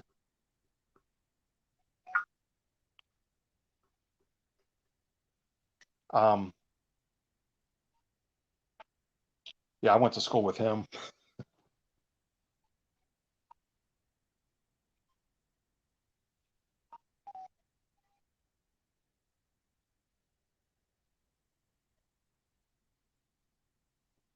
He ain't muted on my end.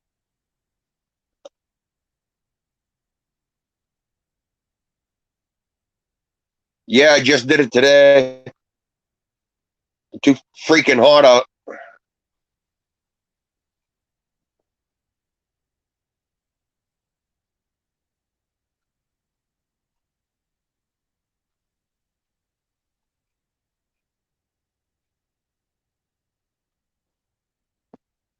Oh.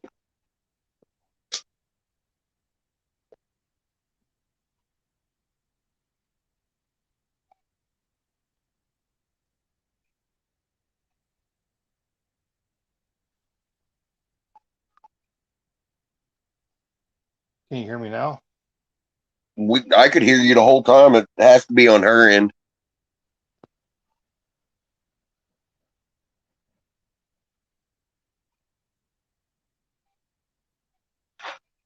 Yeah, she said, okay, it's me.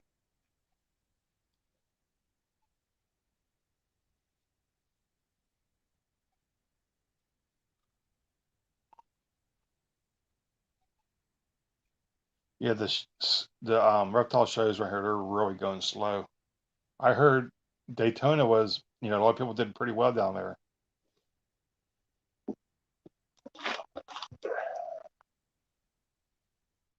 There's that super show I don't know. coming up.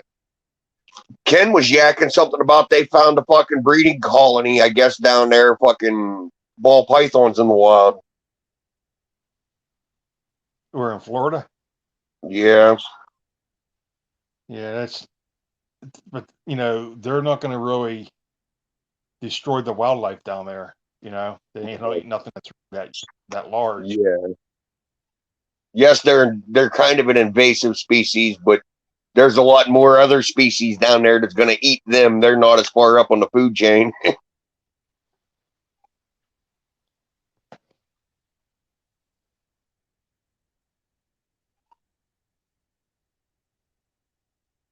If anything, the ball pythons might take out the nuisance animals.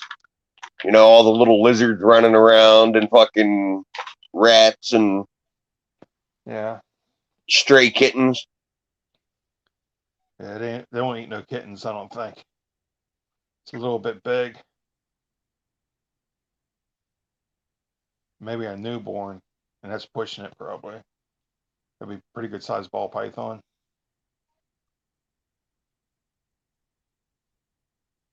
No, if the ball python came from China, maybe.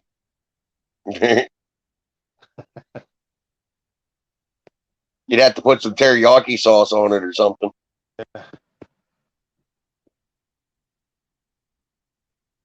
Yeah, the wife was hounding at me to shave mine today. And no, leave me the fuck alone.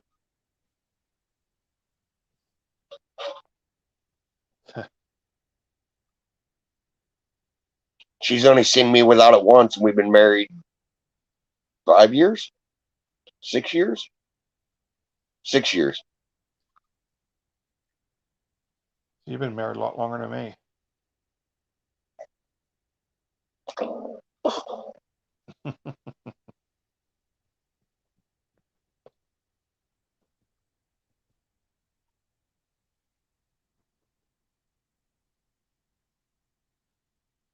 Oh man.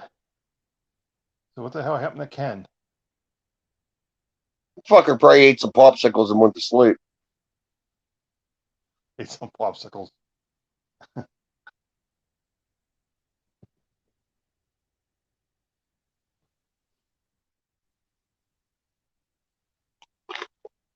Maybe he tracked down his suppositories.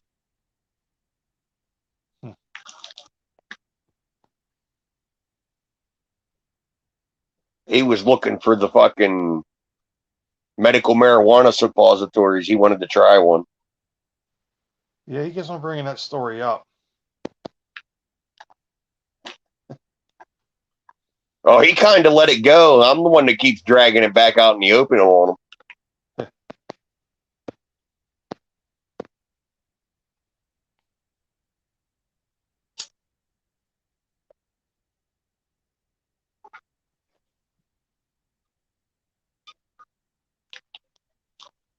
So you already started breeding, and you had a couple locks. Who's that? You. Yeah, I got fucking. Well, the locks were from around the same time the Firefly happened, other than the fucking pinstripe. Other than the pinstripe, I haven't paired anything recently. Yeah.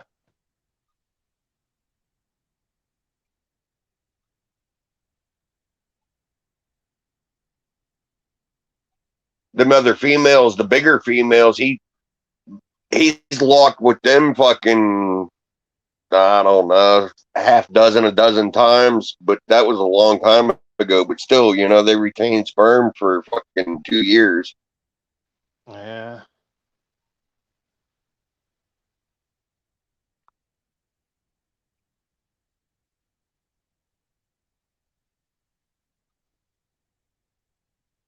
Holy shit, he's awake. Who's awake? Cole. He's another YouTuber. He does trivia night, and he plays GTA and some video games like Madden football and shit like that with people online live. I don't know if he gets in. I don't know if he gets into the fucking Call of Duty stuff or not. Yeah. Shit, I haven't played that in a while. My TV's been broke. I got other TVs in the house, but I gotta yank this one down. Yeah, you've only been supposed to do that for 3 months now. 2 months. Yeah. I know what I got to do. I got to take the bag off and look at the one board, so I ordered the right one. I told you I'd come up and give you a hand getting it on the fucking ground. Yeah. I can get my wife. I mean, the TV's not heavy; it's just big. It probably only weighs maybe 20 pounds. It's 65 Yeah, inch. that's true. They're just fucking awkward. Yeah, it's just awkward. I could probably take it down. I could probably pull it off myself. She just has to unhook the wires off the back. Yeah. I mean, I have it on. It's mounted on my wall, and my TV stand has a remote control. I can tilt my screen up and down. So, like, if my TV's getting some glare, I can hit the button Yeah. and give it a little tilt. I'd never use it. I have it set, at one spot, and I probably hadn't used that tilt for probably over a year.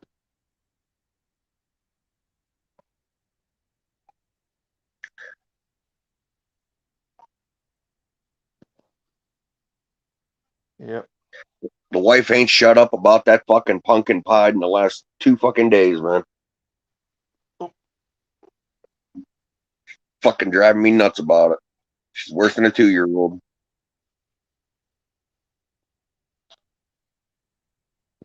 She thinks got it's some two. big thing. I know. She thinks it's some big thing to hatch them. It's Yeah, I have two of them look like that. I like what I like to get into with the pies is the super orange dream with yellow belly or fire into them. I mean, they're super orange color. I think it looks pretty cool.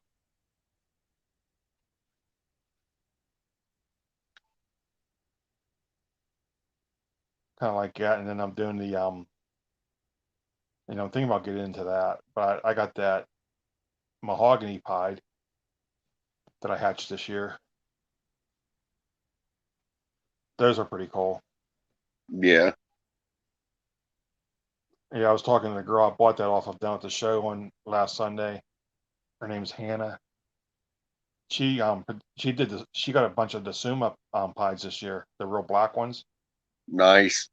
Yeah, but she had a couple of the mahoganies for sale at the show, and it looks, color wise, it was the same as mine. So I'm sure that's what that one is. Those are cool snakes because when you do cinnamon to cinnamon or black pastel and that, you start getting issues. You get a lot of kinking and duck billing and all that stuff. And if you lower your incubation temps, it slows that stuff down, or it's not quite as bad, or you can get rid of it altogether. But No, DWI. He hatched out some snakes this year, and he's got them put them up on Wharf Market to sell them.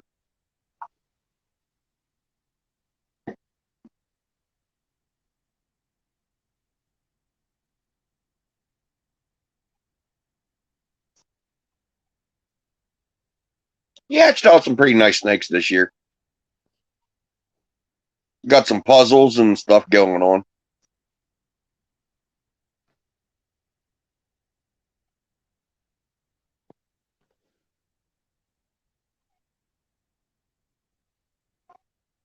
Ken's all anxious for these pies to come crawling out. He thinks he got an all white one. I said, if it's all white, it ain't a pied, asshole. usually they're all white, like a spider pie. They got the head will be coward, but the rest of it's all white. What do you call them, spides or whatever? Spider pied.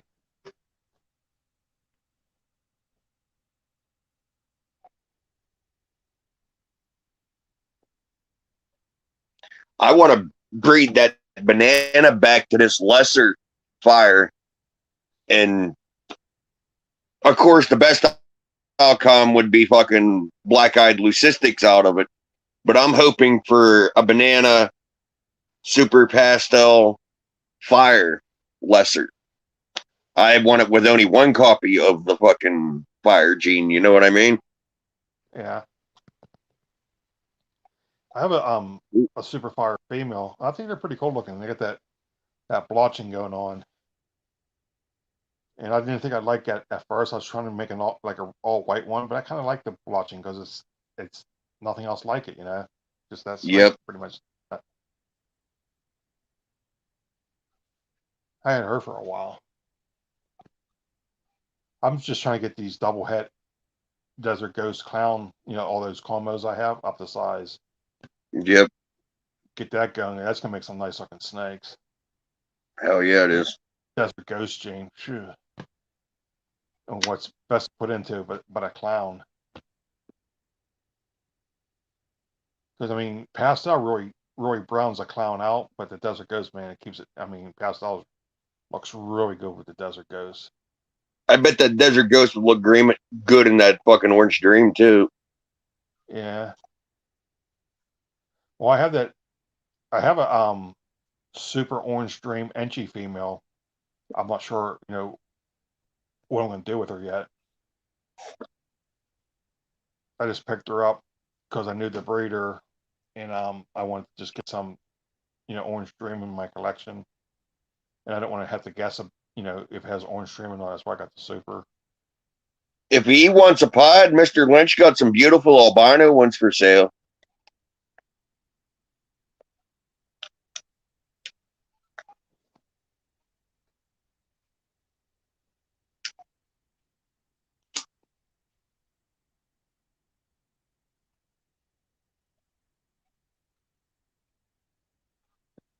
Oh, I like the panda pies. It's just there's a lot of issues with them.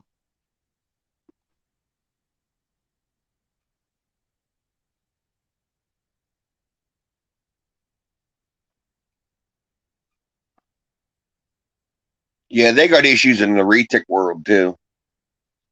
Yeah.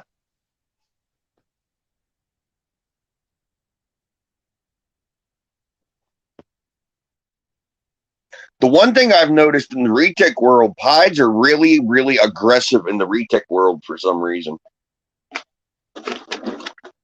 I think the one double head I have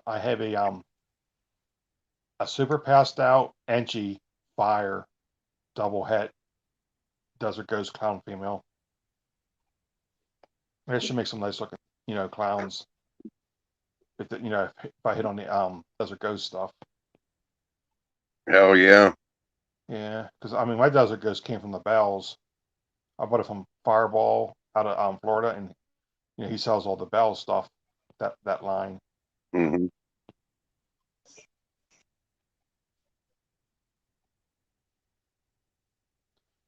I have the other line because I bought that desert ghost head clown off of Matt.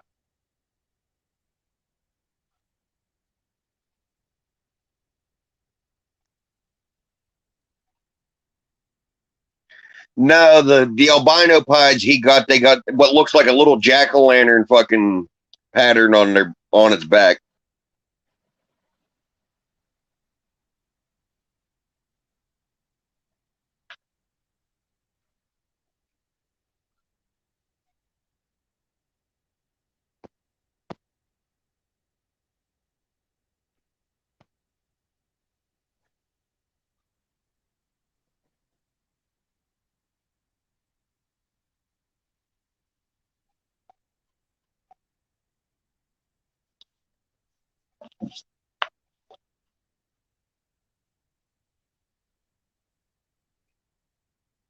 I got a female albino pie. I was thinking maybe I should hold her back, but I got all those. I held back 2 years ago those black pewters that were double head albino pies. Yeah. So I'm thinking instead of just producing more albino pies, I'd rather, you know, produce some albino pies that have like, you know, black pastel and pastel in it, you know, Hmm. to just make it, you know, throw some more stuff in the fire. But I may also want to do that with, you know, take one of those snakes and do it with my toffee too, because I either have I either have a pastel or a fire, you know, toffee. I think I have one of each really, but one's a female, one's a male. Because I had three 3 toffees out of that clutch, and they all look different. And it was my male toffee bred the heck Firefly toffee, the het toffee Firefly. I should say it that way. So like the one has a clean head, and these are like really light in color. You know the how they get that orange on when they look like albinos out of the egg. These things are already purpling up.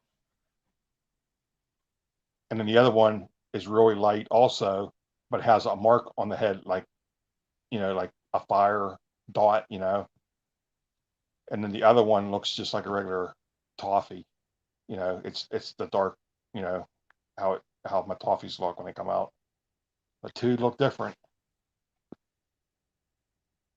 And these things will really purple up. Yeah, I like them.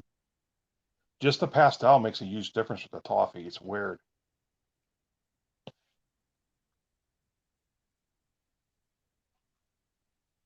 I want to get toffee into a few other stuff too. Somebody's was doing it with the Desert Ghost. I saw somebody was had a clutch online. I think it was Aussie Boyd's. Aussie, the one that did all the Orange Dream stuff. I think he had stuff with the he had some stuff that had toffee in it, Orange Dream, and do some crazy stuff. Because that Aussie, he has some dark looking, he's the one that, did, come out with the Orange Dream stuff. He got some seriously dark looking Orange Dreams. He's been with that Orange Dream stuff for years. I remember seeing him, 18, 19 years ago. He was at Hamburg. He still may do Hamburg. I don't know, but that's when all that Orange Dream stuff just come out, and that gene goes really well with the spider gene. And he had that stuff is just crazy looking on his table.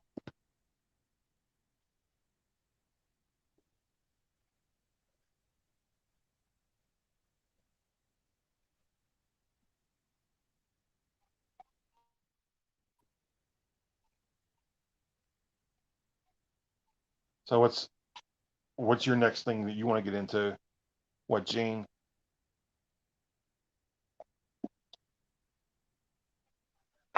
I don't know. I need to get something Het Desert Ghost female. Or, yeah. Something along that lines, anyhow. Yeah. To go with that male.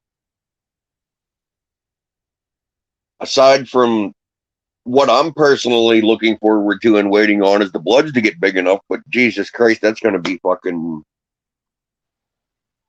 2 more years probably. Yeah. Just in time for my daughter to get out of vet school. She got like 2.5 years left.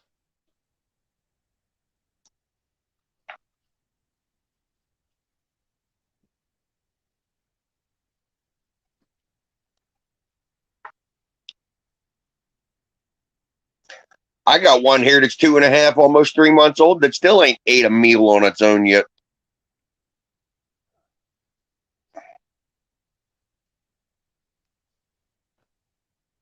You got to do those rapid fades. When you do that, how many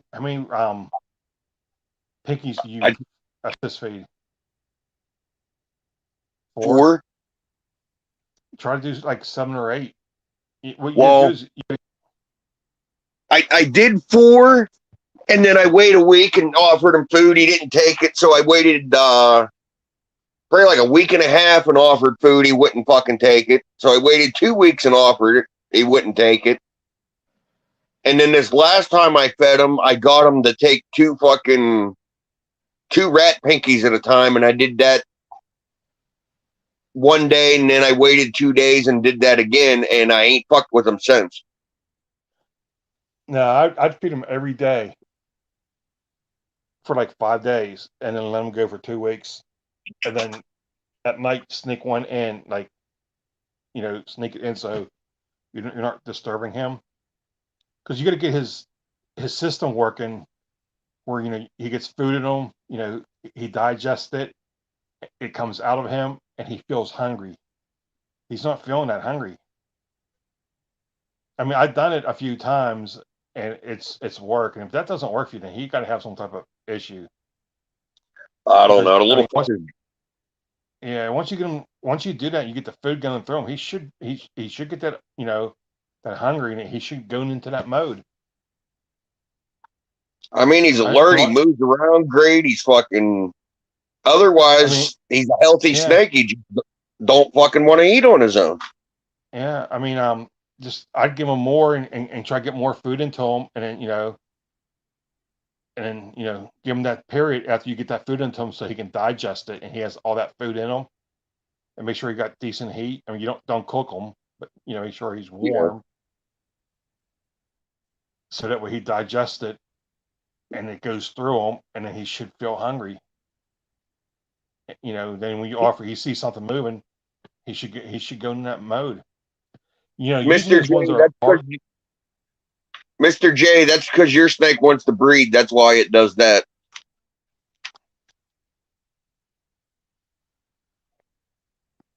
I mean, I had them like that where I have one. I probably assist feed for 5 or 6 months, and I did that, and it worked. And then usually once they start feeding, I mean, they eat like crazy. You don't even think it's the same snake. I stopped up the other day on the way to the fair and talked to Mike up there at Pierce's just to stop in and say hey and see how he was doing, and was telling him about it. And he said something about using vanilla extract or something, putting it on the fucking rats. That helps too sometimes. See, I heard putting vanilla extract in water with mice and rats to get them to breed. Plus, it's supposed to make their urine not smell as bad. I don't know. Remember that Gary that used to own that store, that warehouse where you get the dog food in it over in Greensburg? Yeah. He's one that he bred all those mice and that stuff. He's the one that told me about that. Can't remember what the hell that place is called. It was that right there by 84 Lumber in Greensburg. He had that warehouse right there before the cemetery on the left. Yep.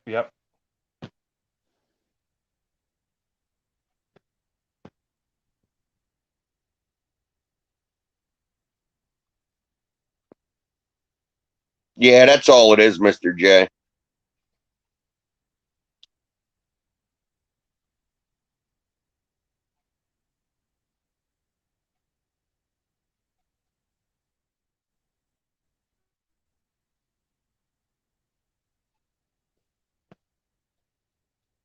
I mean, sometimes if you're feeding a snake really well, they'll go off feed. Mr. Nanners didn't go off, or he went off food, but he didn't lose any weight. I don't understand it. He's still right around 1,000 grams. Yeah, I mean, well, it ain't been that long. It's only been maybe a month that he's been refusing fucking food. I had a female that didn't eat for like 11 months, and I was trying to get a little concerned. She was a big snake, and she was a mouser. She ate mice all her life, and she laid eggs. And when she was done laying eggs, I cleaned her up and stuff, and waited a few days. I threw a mouse in. She ate it. Waited a couple more days, threw another one in, wouldn't eat it, and that went on for 11 months. So I threw a mouse in, let it in there for like 20 minutes. She didn't eat it. I took it out. I threw a rat in there. And that thing didn't even hit the ground, and it ate it, and it never ate rats before. It's just that snake got so big that she didn't see mice as as a food item anymore. They were too small. Yep. So when people say once a mouser, always a mouser, that's bullshit. Yeah, that fucking little one. That little one we just got in the other day. that fucking thing. I fed them today. I threw an ASF in there, and I don't think that ASF was in there all but maybe 40 seconds or so, and it fucking grabbed it, and it never ate live before. That's the female that when she has her weight back on after breeding, she's like around 7,000 grams. She's big. Huh, that Inchy had fucking Bobby all buffaloed the other night. The what? The Inchy. The female? Yeah. Yeah. He slid that drawer out and she fucking reared back and picked her head up, and he would start to go in there and she'd twitch a little bit to look at him, and he'd pull back. And then he walked around the other side, went to come in, and she'd turn her head that way, and she just had him buffaloed. Oh yeah, she may bite them. Oh yeah. She's a good feeder, and it's what she's looking for food. She'll follow. I told him, I'm like, dude, you got slide that drawer open and reach in there and fucking grab her. Don't fucking hesitate, because if you hesitate, she might fucking light you up. And he fucking hesitated. Because a lot of times I just feed them and clean their cages now. I don't handle, some of the things that much. When I get busy, I have females when you open the drawer up and they're looking for that food, and anytime the drawer gets opened up, a lot of times is when they're getting fed. They come out like 2-3 foot, with their mouth wide open, going side to side, and you're thinking, Yep. How can you come out that far, But once they realize you're not feeding them, they snap right out of it, Yep. She's been doing the feeding lately. She's been wanting to do it, and like Wednesday, that's that big girl we got off you. She'll slide that drawer open and then like fucking hesitate there with the fucking rat in her hand. It's like, you might not want to do that with that one. Nah. She comes out there and misses that rat and grabs your hand and wraps you. It's gonna fucking hurt. That's how I got bit. My last bite, I did that. I opened the drawer up and I had the rats already in my snake room, so they were all in feeding mode. And I opened the one drawer up and I had a male in with her because I was breeding her. I'm like, shit, and I see her like moving like that, jerky, fast moving. I'm thinking, shit, she's in feeding mode.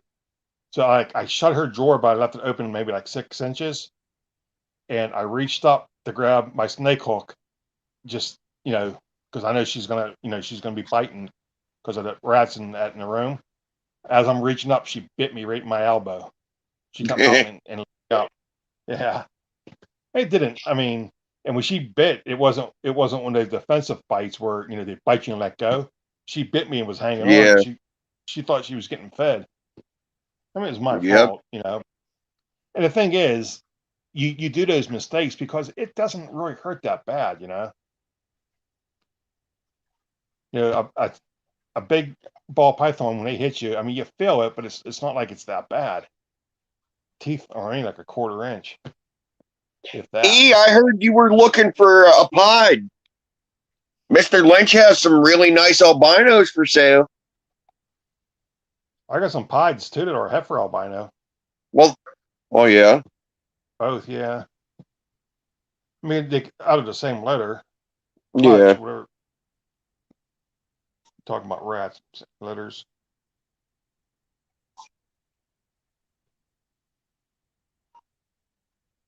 Are your rats breeding pretty good for you right now? Yeah. Yeah, mine are too. That last time it fucked me up, man, because all of them were pregnant and they all waited and waited and waited, and then all at once they fucking dropped all at once. Now they're fucking doing it like they did the time before. Yeah. Dropping them fucking here, dropping them there, fucking.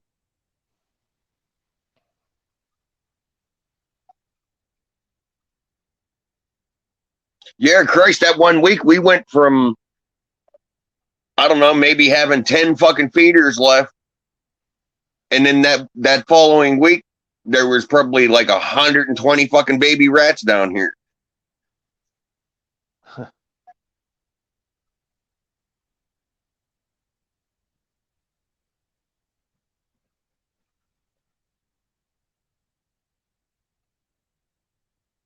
Yeah, the world is insane. That's for sure. Fucking right. I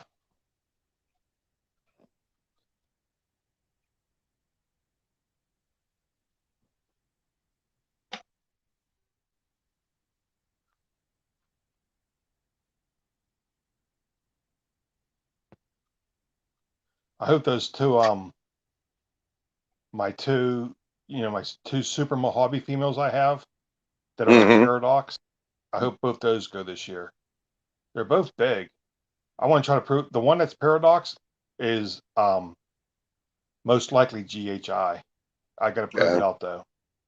I even talked to Matt that is from GHI, and I'm friends with him on Facebook, and show him pictures and stuff.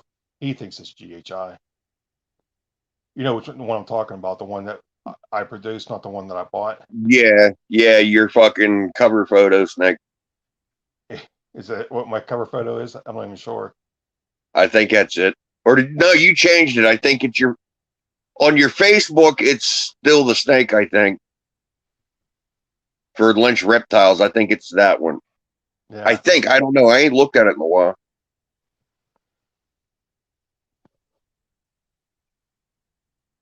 Yeah, she has an attitude, that one.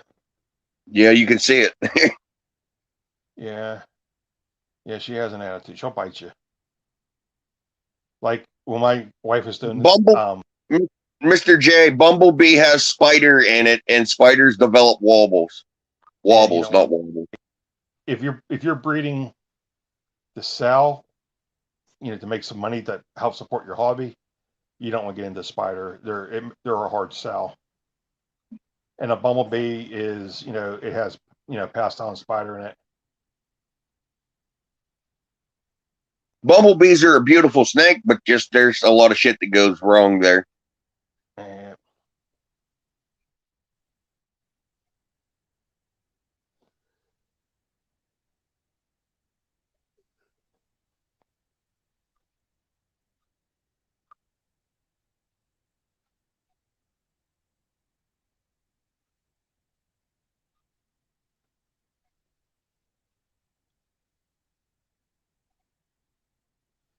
that female, she has an attitude. So when my wife, she was teaching the genetics and she was using the snakes, to help, explain, some of the genes and that, like incomplete dominance, you know, simple recessive. And I'd hand her snakes and stuff, and I've had that female out. I handed her that female. She gave me a look like. Then afterwards, she goes, "Why'd you get that snake out? Did that snake bite?" And I'm like, it was all right." And it was like, I reach in the box whenever she handed me that snake back, and I stuck it in I had like 5 or 6 females in a box, and I stuck it in the box, and I was reaching for one of the other females. That snake was striking at me. I didn't tell her that though. I mean, she's been bit, and like, she's not like Jimmy. She got bit. I was in the hospital one time, um, and she had to feed my snakes, and she's feeding them. She got bit, and she continued feeding them. She didn't stop because she got bit. That's all you It's can kind of do. funny. It's kind of funny, like when he starts acting like a little girl. You start talking about snakes. He starts, shivering his shoulders and stuff. I'm like, she got bit. And she's still not afraid of them.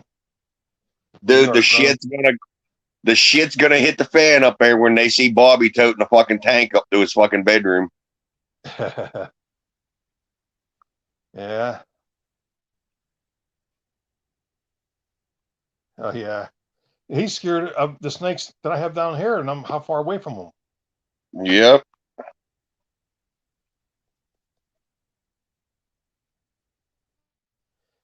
He watched too many movies or something. I don't know. He must watch snakes on a plane or something. I Something don't my know. snakes.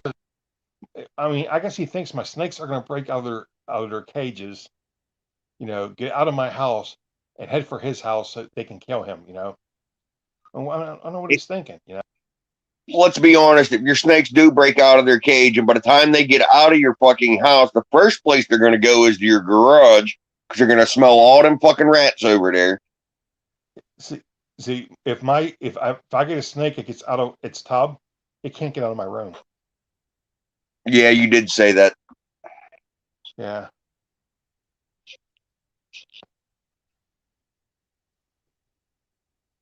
I mean, I don't know why he's so, I told him, I said, you fear snakes because you're uneducated about them. That's what I tell him. Like I told Bobby, I like, said if he flips out and bitches too much about it, bring it back here. We'll stick it back in the fucking rack, and whenever he comes down here, it ain't like he's not down here every day or every other fucking day anyhow. yeah. Go play with your fucking snake. That's what I told Jim. I said, you ever want to get over your fear? I said, I can get a snake out that's, one of the ones that tends to be pretty friendly. And I mean, you can try to get over your fear. I got pictures of Pickle holding Mr. Nanners down here. Was he all fucked up or what? Because he's scared of snakes too. No, not really. Yeah, he is. I mean, he At was least he said he drunk, was. but he wasn't. Oh, I know he's scared of him, but he was drunk, but he wasn't all like fucked up drunk. Yeah. Because he's telling me, like, he put a door in my house for me, and like he was like always asking where's the snakes at, He was scared of them. As I say, he must have been drunk.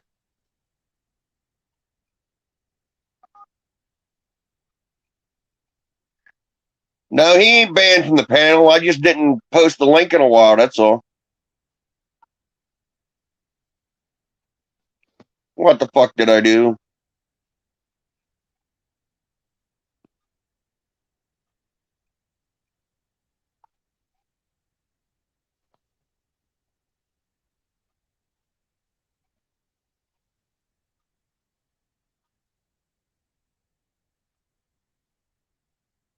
So how many people are on right now? I can't see. I don't know at the exact moment. Here, give me 1 second. You trying to post something? Yeah, and I keep bumping the wrong fucking button. Fat fingers and a small phone don't fucking work very well. Dude, you don't have to tell me that. My ring finger's a size 15 and it's tight. Yeah, you know damn well what I'm talking about. Like when I take it off, it leaves a mark.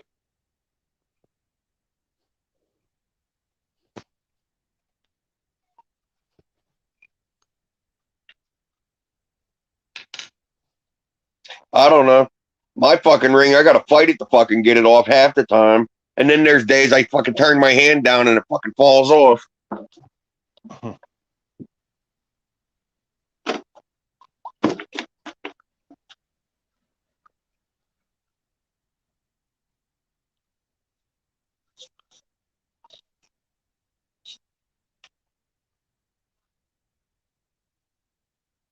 They said that albino pied she got was a picky fucking eater. It's been pounding food over here. It's shed fucking 3 times since we've had it, and we ain't had it that long. That happens a lot. You get somebody will have problems feeding a snake, and somebody else will get it, and it just changes. I gave snakes away that were het clowns that were like, well, what I consider a picky eater. A lot of people consider something that eats well, but I was just messing around too much time with it and taking up space, and so I gave it to somebody that like bought a lot of snakes off me and said, hey, here, you can have this, And he said it ate good for him. So I mean that does happen sometimes. Sometimes if you take it for a car ride around the block, or you switch slots that it's in, that it can get them to feed too. It's like the weird Not thing surprised if it ain't rain tomorrow. And it ain't real hot if I chuck this fucking little banana in a fucking little tote and come putting up the road with it tomorrow. is.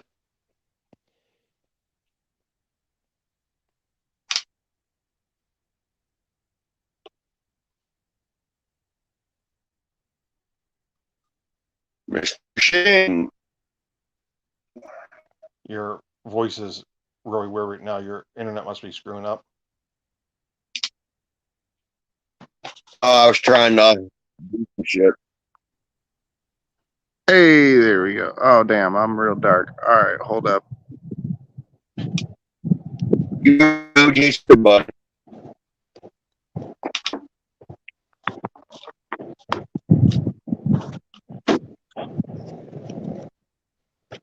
What's going on, fellas? What's up? Shit chilling. Same shit, different day. Yep.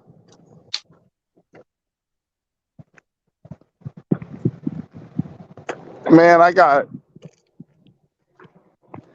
freaking the ducks get bullied by the chickens.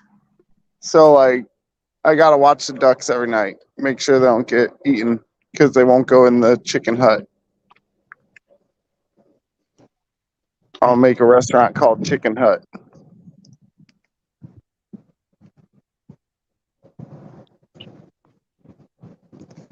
You need to So get what See, y'all Bobby fellas was up to? tormenting that. Bobby was tormenting that chicken down here, calling it chicken nugget all the time. Then he give him chicken nugget. He cock blocked his ass. yeah, you told me about that. Well, I think that chicken was smarter than he was. That chicken Hey, did so that. what are some good combos to put with Mojave? Obviously, the first one being pastel, make a pastavi.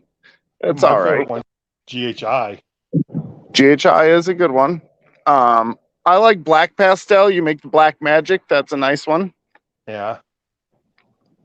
Uh, Another Mojave. Make the Blue Eye Lucy, even though it has some great right, right. Absolutely. Well, anything that's in the blue-eyed leucistic complex to go make blue-eyed Lucy's. You can go That's with a always Phantom. good. You go with a Phantom to make a Purple Passion. Yeah. Isn't there like a soul sucker or something too? Yeah. Yeah, I I mean, forget what Mojave's a that good snake is. yeah, Mojave's a good snake to have. There's just a lot of stuff you can do with it. Let's Yeah. just say All right. So DWI, I donated them 2 roosters off. I dropped them off at a buddy's house. they come to snuff the rooster. That's funny.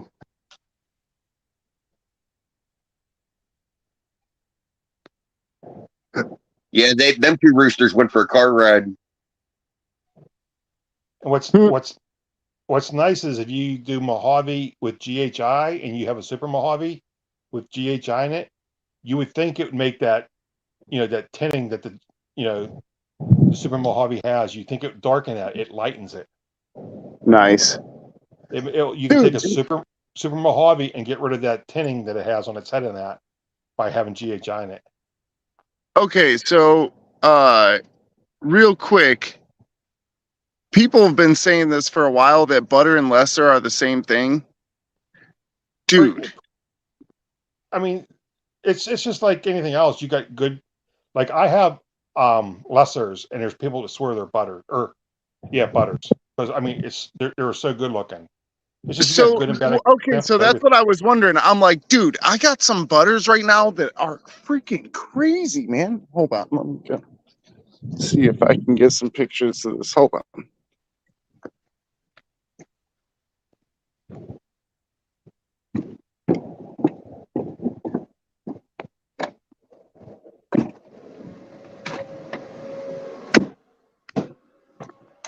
Damn it, get back up here. There we go. Yeah, asphalt's right. Another one. Wasn't the asphalt? Don't they do that a lot with the yellow belly? Almost. Yeah, Yeah. The big one. you often hear asphalt, yellow belly. It's like Yeah. is that a freeway? Gravel. Asphalt and yellow belly, is that a freeway? Something like that. Yeah. And then there's also there's gravel in there too somewhere. One's a freeway, one's a highway. I forget which is which. Yeah.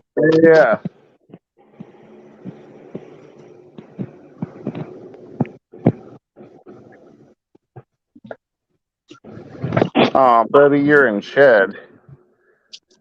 Dang, he almost looks hypo right now.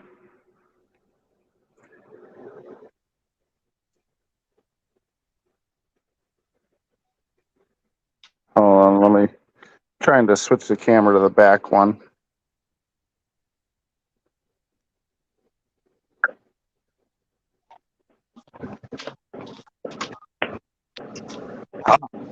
Mr. Lynch, you know how I got that big black extension cord laying out in the yard? There we go. Oh, I'll turn it sideways. You There we do. go. Okay. We're down So- here drinking the other night, and the dog walked over to the fucking receptacle that has no cover on it, on that cord, and pissed on the went to hike his leg and pissed on the side of the fucking castle that's there, and he pissed in that fucking receptacle and got lit up. What is that one up a Stavi or something? What's all that blushing going on? On which one? That- The light or the dark? The one with all the blushing. This one? That one. Yeah, what's that one? I believe this girl to be a butterfly. Het clown. Hang on, let me get them on solo screen here so you can see it better. Hold on, let me put this dude away real quick, and I'll get you. Give me 1 sec. Yeah, Smoke got lit the fuck up the other night. Oh yeah. Oh yeah. Like I So thought he this got one- fucked up bad. I believe Yes. this one is a butterfly. Het So you're clown. saying so a butterfly is that a pastel fire? Pastel, fire, butter, het clown. Right. That's pretty cool looking. Nice looking snake. It is a nice looking snake, and he was all white when I hatched him out, and he's been getting this blushing darker and darker. The only other one I've seen like this actually said that it was Nala also. Huh. I don't know what the Nala is. I don't know what that Nala gene is. Yeah. I don't But know this either. little dude's for sale. Morph Market, guys. You know. Huh. He's I have, good looking. He's got some cool peach color to him if I can get the camera right. Without the gold color, I have snakes that look like him, and they're my black pewters, double head albino eyes. They're really blushed, but they don't have the gold. Yeah, dude, I didn't know that butter was like this cool. You know? Yeah. Let me set this one down. I got another one. I'll show you. Hold on.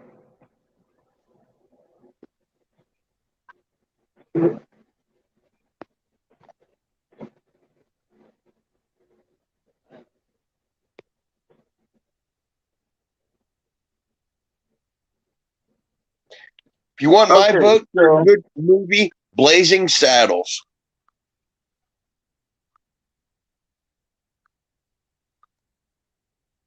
This What is- one, I believe, butter leopard fire, maybe. Het clown, 100% het clown. But he's dark, and he's in shed right now, so he doesn't actually look as good as he usually does. Man, my lighting sucks. Hold on, let me do something about this.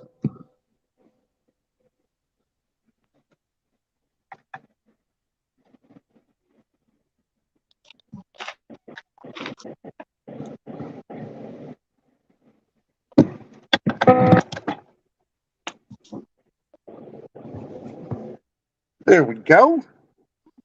That sucks too. Oh, it's a little better. There we go. Yeah, one's really blushed. Yeah, that one's cool.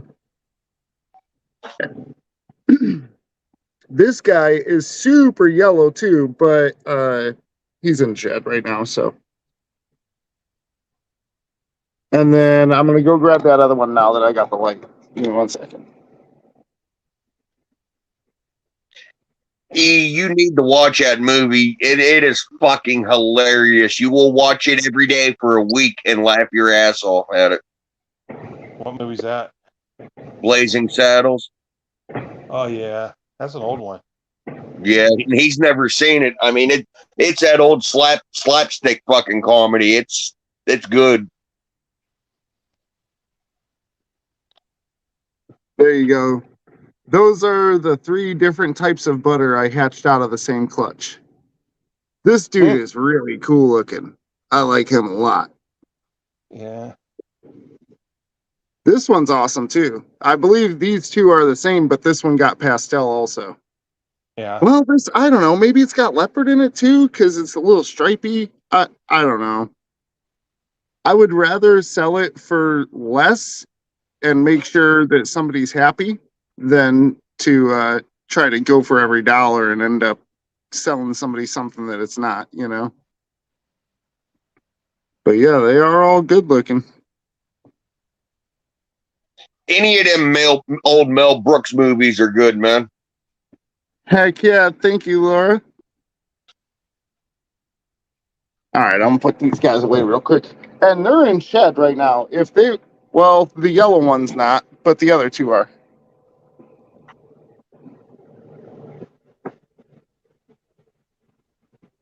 Can you feed these?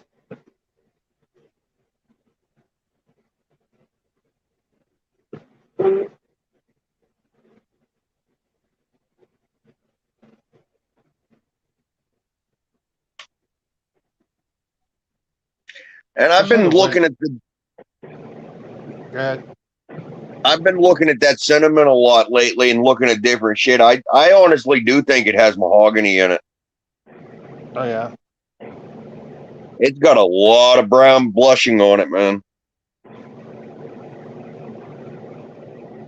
There should be a way on here where you can post pictures or something, you know. Yeah, I know. And she got her shit on the tablet. Otherwise, I'd pull up some of your pictures and show them. It's probably fucking dead wherever it's at anyhow. She never plugs nothing back in. They're all the same. It's a good thing she's not a single woman in need of a vibrator, because every time she'd go to get it, they'd be fucking dead.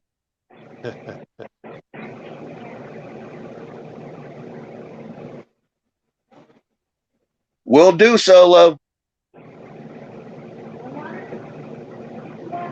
everything all right, or do I need to go check it now?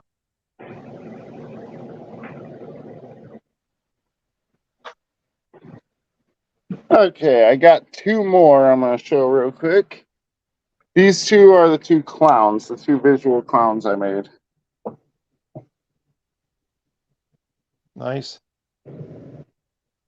Are they supposed to be blades? No. This one, Really, sorry. This one I believe to be a pastel Yeah. Enchi leopard clown. I can see Enchi in the head stamp. Yeah. That pastel Enchi head stamp definitely Yep. going on. And then it's super dark black too. It's like a jet black, so I know there's leopard in there too. Yeah. Oh, this one's moving a little bit.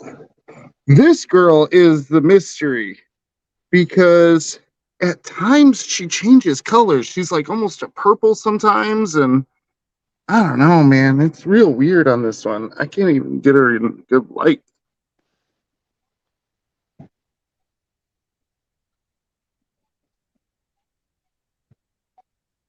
I want to say she might be a butter Enchi clown or a butter leopard clown. I think she might be butter. I'm not sure. She's got a very interesting color to her. Yeah. I mean, Doesn't match my I got other butter. clowns. I had butter clowns before, but they didn't have Enchi in them. I have a super. Ah. I have a. Is it a super? Sorry, this little girl's trying to run. Let me get her back up there. Cool. How the fuck's a snake run? It ain't got legs. Fuck you.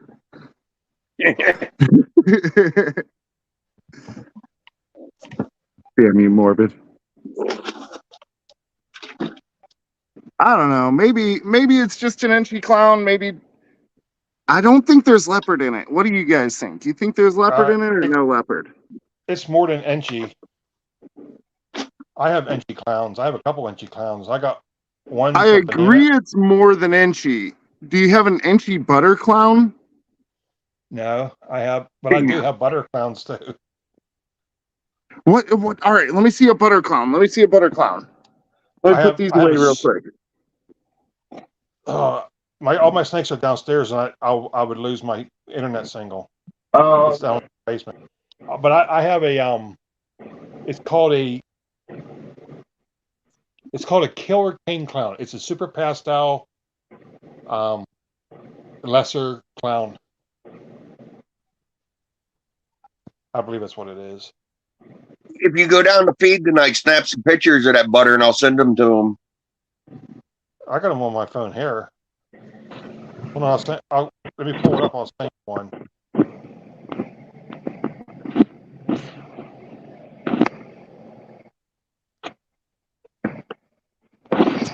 I got a picture of it as a hatchling too.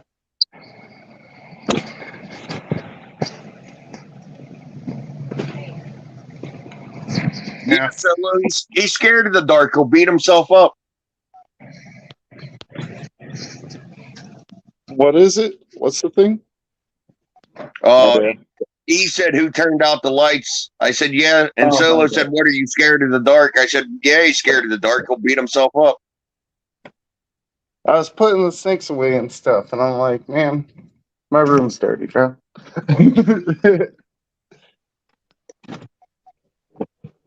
What? Yes, you're scared of the dark, or yes, you're going to beat yourself up?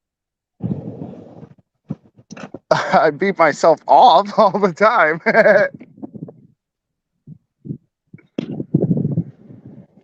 Up, off. What's the difference?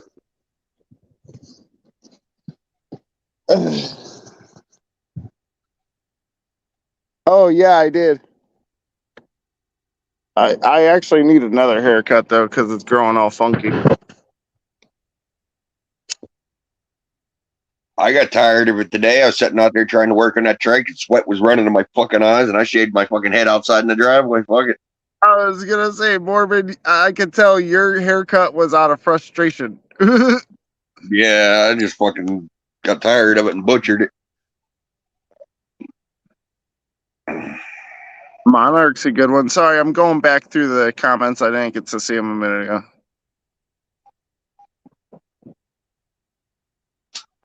Ooh, that'd be cool. Morbid, can you hear me? Appreciate that, Mr. J. Yeah. I just sent you 3 pictures. The first one is just an Enchi clown, and then the second 2 is that Killer King Clown, super pastel, lesser clown. All right. When we hop off here, I'll send him that to him. Well, I Okay. might be able to do it now. Let me see. Yeah. I just sent them to you.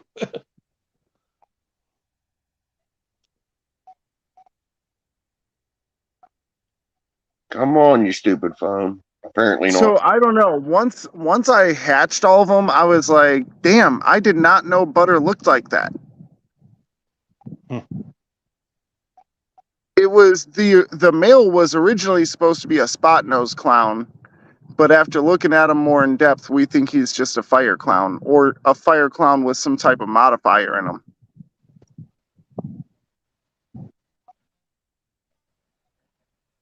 Which sucks because I actually paid for the spot nose clown, and then come to find out, because that one that I said was a pastel Enchi leopard clown. Originally, I thought I got a pastel Enchi Batman, Okay. and I mean, it does have a thicker pattern than all the other pastel Enchi leopard clowns I've seen, because their head pattern still has a bit of spotting where mine is like one solid thing, Okay. But I mean, that could be polymorphism. So I don't know. I do know one thing. First girl that guy is going to is my spot nose albino. And if I make a I'll send them Powerball, to you later. Zoda, what's up, buddy? I said I'll send them to you later. I can't get into it right now. oh, okay.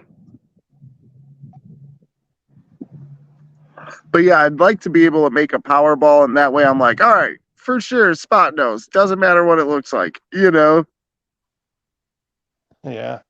Because freaking polymorphism sucks. I've been learning that, because I'm like, all right, so for example, that one that I believe is a butterfly het clown, it doesn't actually look like other butterflies I've seen. There's only one I've seen, and that one was like Nala, the NYALA gene.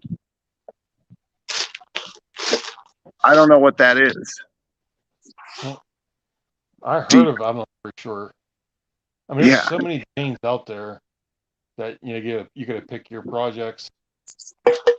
I hear stuff, Right. And the one thing that drives me crazy the most is not being able to ID the snakes I make. So I'm just going nuts over here trying to figure out what all I got. And I've decided I'm going to start calling them less than what they really are. Yeah.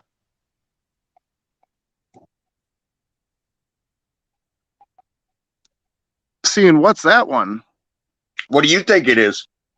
Lesser leopard something? Lesser fire? It's a lesser fire Yep. with a solid what? I don't know lesser enough to know, but dude, why does it have a solid dorsal? It's not solid. It's broken up. It's broke up in like 4 spots.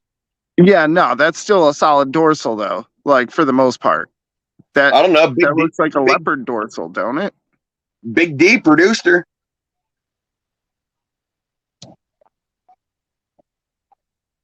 Bro. She's normally really bright. She's getting ready to go in the shed here. Mr. Lynch, what are you thinking? Oh, I've seen it in person. I mean, you got to go by if somebody breeds it, you got to pretty much go by that. I mean, hey, there's snakes that I produced that I'm not really sure what they are, so I'll just tell the person, I said, this is what I think it is. Right.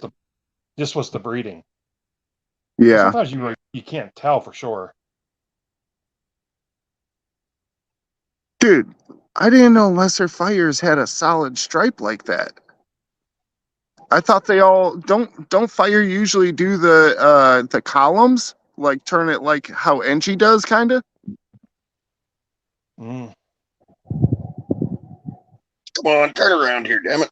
Is that called something like a nuclear or something like that? What do they call that? Oh yeah, I've heard nuclear like butterfire something. Maybe it's Yeah, I just think that's butterfire. Yeah, I think that's a nuclear.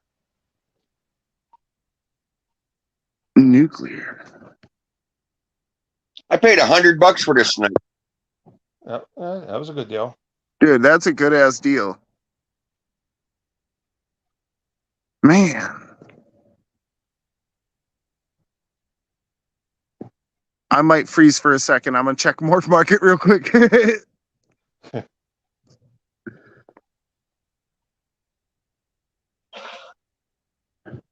Listen. But yeah, I want to breed this one with that super pastel banana fire.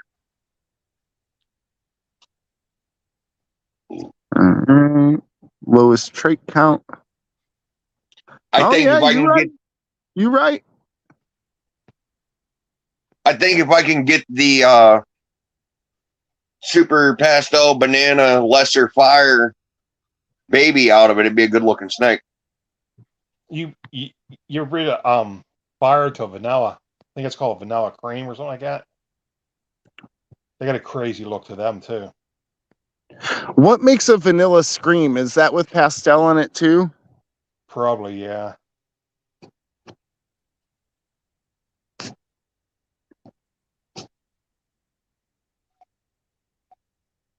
Be like one more Jane.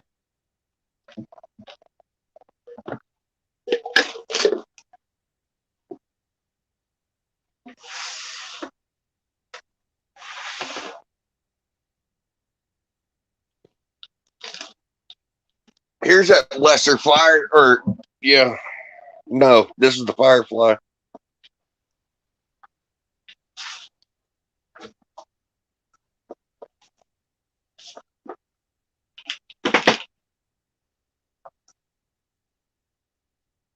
What do you? She's pretty heavy, huh? Yeah, that's what I mean, dude. She's been slamming food, and Oh, that's nice. What's that one? this is a firefly. Firefly, right? Yep, that's your firefly. Nice. A A good looking firefly. Mr. Lynch is the one that produced her. So Heck yeah. How old is she? Was she like 15 or something like that? What I'd say how old she was. no, this is the baby to her. I have her mama down here. Okay. This is the one that we hatched out the bananas from this year. Yeah.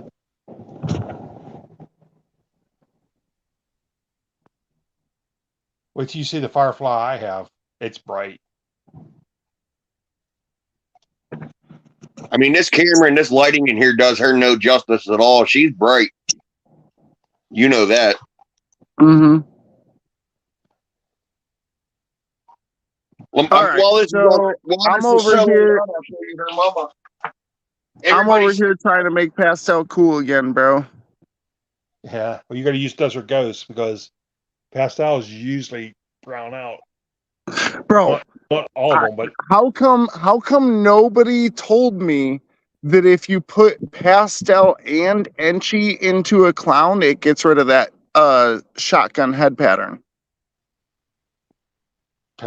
pastel and Enchi into a clown. Yeah, they no longer have the ugly head. Because I have that's what that that down. one has. I have one of those downstairs. That's Does pretty it much- still have the ugly head? I don't really pay attention. Okay, I got so many Shane. snakes. Shane, this is What? a pastel female. How old do you think it is, judging from the color of it? Or What? out the size of it. I was like, I don't know, 4 or 5 years old. You can't tell anywhere after 3, it feels like, you know? She big. Try tell you that. try 15. Yeah, it makes sense because she a big girl. Oh She's a yeah, blonde pastel. but she big old girl, man. Heck yeah. She threw some nice babies. She beautiful. Yeah, I got 2 of them down here.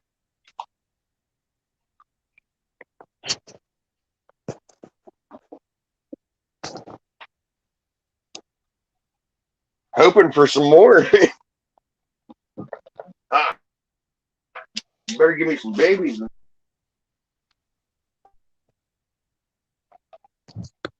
I had almost 40 hatchlings this year, and I didn't even. This was my year off. I didn't even try to breed this year. I just brought a few snakes. Dude. Oh man, I was actually searching like different snakes just now and I just seen my own snakes. That made me feel real good. I'm not gonna lie. That was cool. And that's the They look pastel. good up there too. You bite me, She's a bitch. goodie. Yeah. She's a, Fucking right, she is. she's a pig. I wish all my snakes ate like this one does. Yeah, she's a pig. Yeah, dude, it looks like she eats good. Yeah.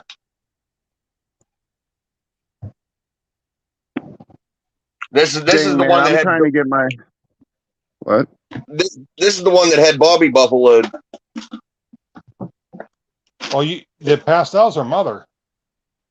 Yep, Yeah, she came from that pastel. yep. And so did the other one. Yep. That's that line of pastel that I used to work with was the blonde. Hey, with I would a imagine- pastel xanthic VPI, what would you put to that? Desert Ghost. Yeah. My DG Yeah. project isn't ready yet. Because that will keep that snake from browning out. Yeah. Especially with the pastel, and it's going to help it brown out even more. Actually, dude, she is gorgeous. Like, Yeah. So imagine like- putting a Desert Ghost to that, you know? I gotcha, but that's a step down the road. That's like the icing on the cake, you know? You know, I gotta build the other stuff first. So I'm thinking Are you- like, what are my 2 main recessives? are you following what they're saying with the Desert Ghost stuff? Yeah. Have you been following that? Mm-hmm. Well, I got a friend that is into it like big time. Like he already produced a pastel Desert Ghost Xanthic clown. he showed me a picture of it at the show.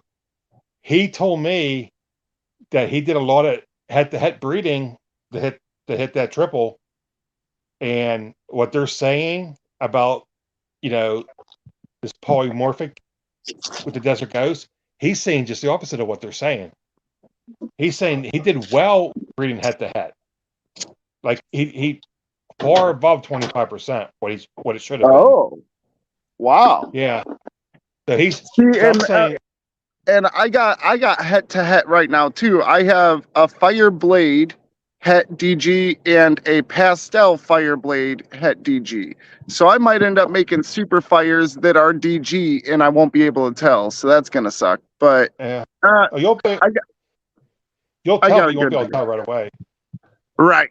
That's what I was thinking too. Because the super fire isn't exactly a perfectly white snake, Right. But So like I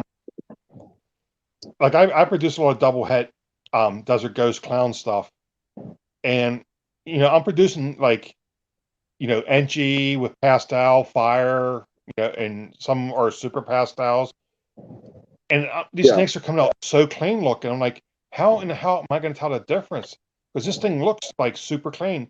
And my friend said, "Well, give it a couple sheds and you'll know." And he's right; it will darken up a little bit.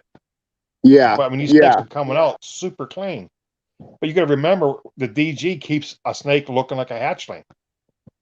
dude, I know, man. And let me tell you, all right, when Rubber Ducky came out, he was so goddamn clean. I was like, oh, hell no. Did I end up with some DG and a pairing I didn't know? And nah, he dirtied up. I mean, he's still super clean in comparison to, basically anything else with pastel in it and clown, because, they freaking brown out fast. Right. I mean, the one I produced was a super pastel NG Fire double show. Double het what? It was a double het Desert Ghost clown. Nice. I took it to the show, and this guy breeds, he's been breeding Desert Ghost stuff for a while, and he said, "Are you sure that's not Desert Ghost?" I said, "It can't be." He says, "That snake is super clean." I mean, it's like, heck yeah, dude. Heck yeah. Like this guy knows Justin pretty well. He talks to him a lot because they're both in. He's in this project too, and I guess they talk back and forth about Desert Ghost stuff. But he knows a good bit, and he's from Pittsburgh. That's cool. I got this one given to me last week. So I'm thinking, what's that one? this is a normal, right? No, this is the cinnamon. This is the cinnamon. Oh, that's cinnamon. I thought you were talking about the one you got a day ago. No, I didn't. I ain't fucking with him. He just ate today. Uh-huh. I'd like to see more cinnamon puzzle combos. I think cinnamon and puzzle go real well together. I'm still thinking there's mahogany in this thing. Because she said it was either a black pastel cinnamon or a mahogany cinnamon. And we know it ain't black pastel cinnamon. Yeah, but I think if it was a mahogany cinnamon, it'd be super, super dark, I think. Yeah. I don't know. Because cinnamon goes real well with the mahogany. That's how you get those sumas that are dark black. They have cinnamon in them. The ones that are like pitch black.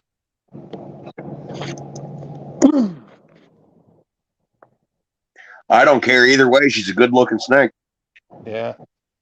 Yeah, but that guy, Matt, from the show, so what we're saying is they're trying to figure out the Desert Ghost stuff, and they're just guessing right now. Because he's saying just the opposite, and he has a ton of Desert Ghost stuff. And I'm just wondering, are they doing this to try to get more people that get their snakes, genetically tested? Yeah. Because, they got money into that, and Justin's in on that too. He lent that guy money to do that. Yeah, I'm just wondering if it's some type of schemed. Well, I was actually marketing scheme. talking to a buddy of mine the other day about that exact thing. That like, it's basically what they're trying to do is create an AKC certification, like they have with dogs, but for snakes, so that they'll be like, oh well, this one was tested. If this one's not tested, it's not going to be worth as much, and blah blah. I think they're trying to kind of make it so that if you don't have the money to go ahead and test all of your snakes over and over, like all these different snakes, then you're going to fall behind, And the big breeders, they got all the money in the world to be able to do that. And and if that's what they're trying to do, what's the perfect gene to try to get this going? Would be the Desert Ghost, because that's the newest, hottest thing out right now. Yep. And they're saying this stuff, to get you to test your snakes so they can make money. Because like Matt says, what they're saying, he's saying just the opposite. And well, his whole I do have to see the other side as well, where I know for a fact that, like, dude, not everybody knows what genes they're selling, man. Oh, yeah. And it's like, you're buying stuff, and like for example, on that spot nose clown, dude, I found out it's a fire clown. Like, after I learned my genes better, and I was like, something's up here. It doesn't look like a normal fire clown, but it doesn't look like a spot nose clown either. Yeah. That's like what I just said. You get 5 and 6 genes in a snake. Sometimes you can't tell if it's in there or not. That's why a lot of times I'll say what I think, based on what the rest of the clutch looked like. Right. And that's, dude, we're making our best guess here. And like, I guarantee you half the time, like, now I realize that breeders are most likely half the time just telling you, oh yeah, this is a firefly, when there could have been other stuff in it, but they don't know. They're like, I'm gonna play it safe. It's a firefly, like, because that's how I'm doing it. I'm like, I can guarantee you these genes are in there. If there's more, hey, awesome for you, but yeah, I can only sell it for what I know is in it, Well, a lot of times, like if you have 6, 8 eggs, you can tell, like, well, this one's a lot better looking than that one, and this one looks like this is what's in it. Pretty sure. And I do that a lot, but I still tell people, like, this is how I kind of. It's like a scientific guess instead of a wild ass guess. Absolutely. I totally agree with that. But I let the people know that it's me, giving you my best guess by what everything else looked like. And I absolutely agree 100%. I sold John from Inquiline one of my het puzzle babies. They're 66%. I sold it as a pastel Enchi 66% het puzzle. He's seen the clutch with me, like whenever I hatch the clutch. He knows everything I know about that snake, and we're not only sure that one is a het because it's a visual, like it's damn near a puzzle, but also we're pretty certain there's either yellow belly or orange dream in there. But like I said, I only sold it to him as the pastel Enchi 66% het puzzle. And then we went through and I talked to him about it, like, hey man, there's probably this and probably that. He's like, oh, 100%. I'm thinking it's this and that. So, it's good to talk to your customers about that kind of stuff, especially if, if they want to know, like, hey man, is there anything else that might be in there? Oh, hell yeah. I was wondering this too, Smoke, get in here. But that's why, I feel like it's a slippery slope. It's a slippery slope trying to ID genes.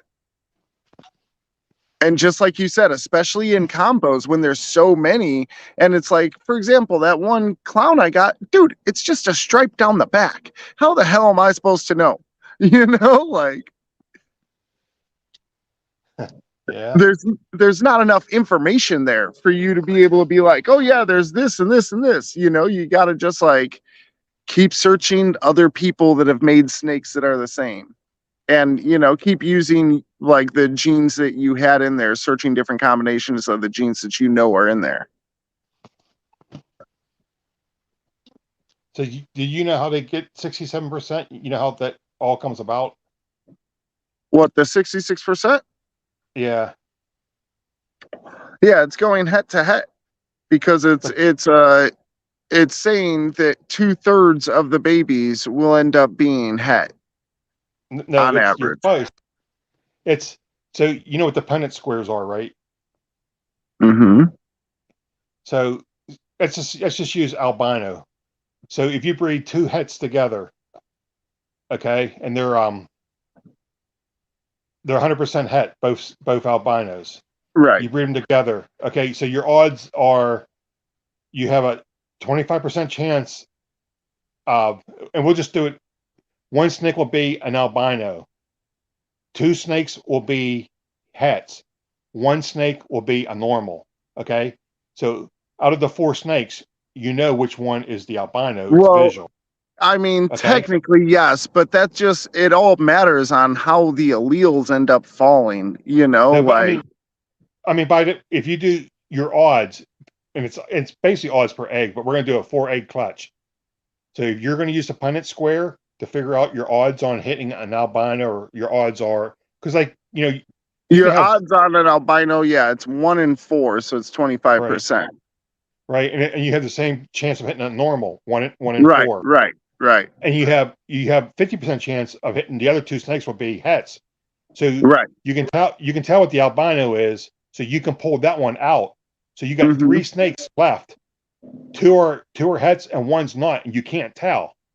So 2/3 is 66.666. That's why some people Right, say 66. right, Some people say 67. So that's, you know, in theory, right. you know, that's how you get that number, because the visual you can pull out, and you only got 3 left, Yep. and two are you know hets, one's not, but you don't know which one is not, Mm-hmm. and that's how that 67 comes in, because you know 2/3 of it will be. It's funny how like a lot of people's averages do end up that way too, where it's like it probably does average somewhere around 60 or 70%. You know? I had pretty good, you know, you can like on blue-eyed Lucy's and on I do it really good with albinos. At Yeah. around day 30, halfway through incubation, you can count on those eggs. And I was 100%, and I bred albinos for years. I've never made a mistake. I counted the eggs, and I knew at day 30 how many albinos I had and how many hets I had, because the Wow, albino that's egg, cool. the albino eggs, when you counted the egg, it will glow pink. The hets are like a What? dark color. Yep. Oh, dude, that's like a cheat code. I didn't even want to know that now. Dang You it. just gotta be careful not to do it too much, because you shine that bright light in that egg too much. Right. You get that snake moving, you can get his umbilical cord twisted up. But Yeah. I've done it. You know, I can do it pretty quick, and I can tell which Mhm. ones glow pink. Right around day 30, I could do it clear up to they hatch, but at day 30 is when that snake is, you know, it's getting its color. Right, You know, it's right. like, 90, thanks for coming. yeah, but you can handle eggs like that, and you know, with snakes like albinos and some snakes are like the white snakes and that, you know, you can get that where you can see the difference in how the egg candles. That's interesting. And one time I had 9 eggs, and I'm doing it, and I'm getting 7 of them that are pink. I'm thinking, what the fuck am I doing wrong? You know? And when they hatched out, I had 7 fucking albinos. And I'm thinking I'm doing something wrong. You know? All right. So what do you guys think about like the perfect environment for an egg versus like a somewhat jostling environment towards like a pretty rough environment on an egg? I think the perfect environment is as much humidity as you can possibly have in that egg carton without the egg getting wet. Right. And obviously no movement whatsoever once you put it in there for the next, 57 days or whatever you're going to do. Oh, you can move that egg. Well, I'm saying the perfect environment, My daughter, she's in school to be a vet right now. When she was doing her degree in biology, she did it on ball pythons. She took eggs, and this is all documented it's written up because it was done for science. Yeah. She took 3 clutches that had 6 eggs in each clutch, Mhm. and she took 2 eggs out of each clutch for 3 sets. Two of the eggs out of every clutch. She did nothing. She incubated them normally just to make sure that nothing was screwed up with the clutch. She Yeah. took 2 eggs at day 30, turned them upside down for 48 hours, and then turned them back again. She took the other eggs out of 3 clutches. We had 2 incubators, and I have a temp gun, a Fluke. We had the other incubator 5 degrees hotter. We took those eggs, stuck them right in that incubator that was already 5 degrees hotter for 48 hours, and then took them back out and stuck them back in the other incubator, and all those eggs hatched normal. No issues at all. Okay, so that was actually what I was gonna get at. Was that, dude? So my first clutch, the puzzle clutch, they were literally untouched. Did not Okay. move them. Didn't like perfect. I ended up having 2 of those. Well, one of them was a slug that I was trying to get to hatch anyways. Didn't work. The other one had some messed up veins on it. Whenever I candled it the first time, it didn't make it. It was like a half a snake.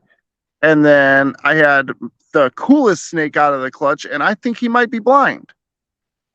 Oh yeah. So I'm like, damn, all 3 of these had issues, right? The clown clutch, I freaking it was probably like, I don't know, day 15 or so, not very far into it. It slid off the shelf and I caught it, but it jostled the eggs, Right. And then I was scared because they all moved. So I instantly start wiping them all off, getting them all nice again, and freaking candling them, putting them back in, get them all good. Dude, every single clown hatched out the fattest snakes I have hatched. And then I had the piebald clutch. Nothing happened to them. They just ended up regular snakes. Nothing too big, nothing too small. But dude, those clown babies, they absorbed like every bit of their yolk. Yeah. I Well, I think mean- like a little bit of trauma during the egg cycle might have actually helped it. Even us doing that to the eggs, we still, like I don't move my eggs. If my eggs get a little bit wet, you wipe them off. What kills an Yeah. egg isn't it getting wet. What kills an egg is it being constantly wet. Right. Some right. people, absolutely. Absolutely. Some people, when their eggs start shriveling up too soon, they spray them with water, just mist them. Oh, no. Yeah. If anything, you pour a little bit in your substrate, Thanks for you know, whatever your people that miss- substrate is. I know That's people that what miss, you would put miss it their in. egg, and these were big breeders. Missed their Oh egg. man. The eggs aren't going to stay wet; they're going to dry. I mean, mean, the main if thing you that don't have kills an egg- press and seal on there, Yeah, I mean, I use Preston Seal. yeah, me too, dude. That shit holds moisture like crazy. Yeah. Well, you got to watch it. It doesn't drip on your egg. That's what Yeah, if it yeah. does, you gotta So tilt your what egg I've box been a little doing bit. is I push in one corner a little lower than all the other corners, so I can try to get it to run to one side, and just like repeat Right. like the clouds or whatever. Or you take something and stick underneath the one side of the tub so the condensation runs to the side before it comes down. Yeah. Well, I Like, just I hook it like so. Whenever I'm putting the seal across the top, one corner I just push down on the inside of the tub a little. It doesn't go to the top. It seals on the inside a little. Yeah. So it ended up working. It was all right. Like Preston Seal, I can, if I think I have an issue with my eggs, I can open my tubs up every single day and check my eggs and put that Preston Seal back on and know that my eggs are still getting a lot of humidity. They won't. Yep. They Yep. won't hurt them. And dude, I was freaking out on the first clutch because, I had it was like a 50-50 clutch dang near. Really 60-40, but the one's like blind or something. So I don't know. Something's going on with him. That's the one that won't eat. Yeah. I mean, the other thing you realize too is your snake has, when you're breeding and stuff, you have follicles and stuff, and the temperature, in your snake cage has a lot to do with the development of the eggs also before they Absolutely. are laid. So I mean, Absolutely. And I know a lot of breeders talk about, having your temperatures up like 90 degrees. And that's not even that bad for a ball python, but during breeding season, they said that you can cook sperm if you have your male's temperature up too high. So, And I even think to that make a your little male bit sterile. cooler is probably a better route to go. I know everybody always says like, "Oh, turn it up some," blah blah. Dude, I don't know. I only got one slug out of 3 clutches, and all 3 females are still healthy now. So I'm Yeah. like, hey, that's a win. Nobody died. We made some babies. Like, I used to so at this I point, used to I'm like, drop oh, I don't want to change shit, just because I'm like, oh, it's working. Don't mess with something that ain't broke, right. I used to drop temps when I first started breeding. I don't do it no more, but I don't heat that room either. I just let it can, like, the season drops the temperature in that room some, and I don't really get respiratory infections like I used to either. Because I mean, when you breed snakes, they're under a lot of stress, and then all you're dropping Right. temperatures, you're more stress. So I Yeah. basically just let the where I live, Pennsylvania, so I just let the temperature, hmm Do its own cool my thing. room a little bit more in the summertime. So here's a weird thing. All right. So my lady keeps the house ice cold. Um, that sucks for snakes. So I got my temps turned up on my tubs, but it ends up like really working out in the tubs for my temperatures because like one side is a hot spot and one side is a nice cool spot. Like it's actually cool. And I was thinking like at first, like, oh man, maybe it's too cool because like it's 70 in the house. If they're at the front, it's probably only like 78 or something. Yeah, Um, dude, they chill at the front, they chill at the back, they don't care. It's well, like the guy what? that got me into it, he said that too. Like he says, you'll go in someone's house as a ball python as a pet, and their house is cold, but that ball python, as long as it has a warm spot and the ear temp's not that warm, that it could digest its food, the snake's fine, and Yeah, it'll adapt to that. yeah, and honestly, like, I mean, knock on wood right now. I haven't been having any like health problems with my snakes, so I'm real happy with that. I did have health problems with that emerald or the tree boa that I had, but I'm pretty sure it was wild caught, and the dude already, yeah, I don't know, that thing was Yeah, messed up. I'm assuming I it didn't make it. Nope. And I tried my best, dude. I was assist feeding it and everything. It just gave up on life, man. It didn't want to live, bro. That's a And bummer. dude, and yeah, I tried to give it like a good enclosure and everything, bro. Like, Yeah, I know you did. You did everything you could for it. that and one bothers me still, bro. when a reptile starts going downhill, sometimes it's hardest to get them to come back around. And Like that's the you thing can, is, I'm like, man, if I would have gotten it straight from the breeder or from whoever he bought it from, I feel like it would have lived. But the trauma that it went through in between it actually coming to me, because you got to figure, I got it from a guy that was like, hey, this thing is too much to handle. And I got there and it's bashing its face off the glass. It's trying to strike at the glass. yeah, I was like, oh man. So I obviously, freaking, he's like, are you a snake whisperer? Because I calmed the snake down. I'm like, no, I'm not a fucking, I was like so mad, dude. I was like, no, man. So got the snake home, and at first it wasn't doing good. I got the new enclosure, got everything up and going, got it, a bunch of stuff, and it was doing good. Like it started looking good, but it wouldn't eat. So then now I'm stressing it back out, trying to get it to eat, dude. And it didn't want to, no matter what I did. I mean, forcing food down its throat, and it's just like not wanting it. yeah. I had a ball python like that once. Like I'm a firm believer, once a snake eats, never to force feed it. But I had a male that it was like on its deathbed, and I force Yeah, fed it. dude. When you gotta, Yeah, it's yeah. like, I force fed it, and like I said, my daughter, she's going to be she's in vet school right now. She still says to this day, she goes, Dad, I can't believe that you saved that snake's life because it looked like it was going to die any day. It was that bad looking. All right, so honestly, you just literally gave me hope right now because the only other force feeding I've had to deal with was that boa, and it died.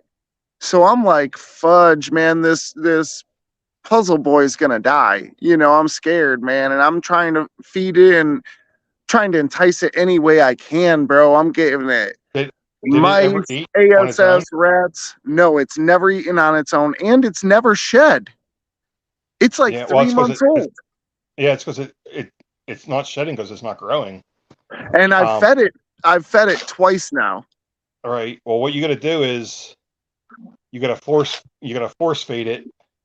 And you got to force feed it somewhere between 5 and 7 days in a row, and make sure Yeah. it has decent temperature so it can digest its food. Yeah, Okay.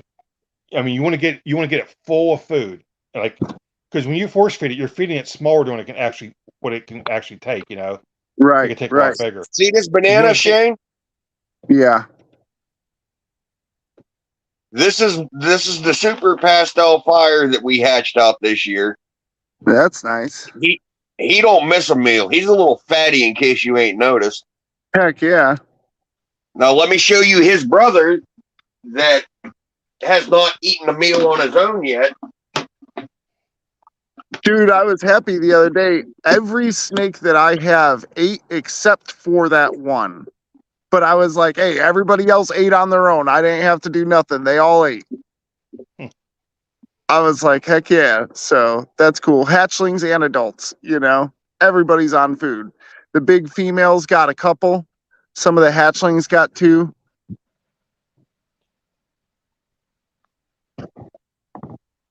I mean, he's healthy. He's good. He just little fucker won't eat on his own.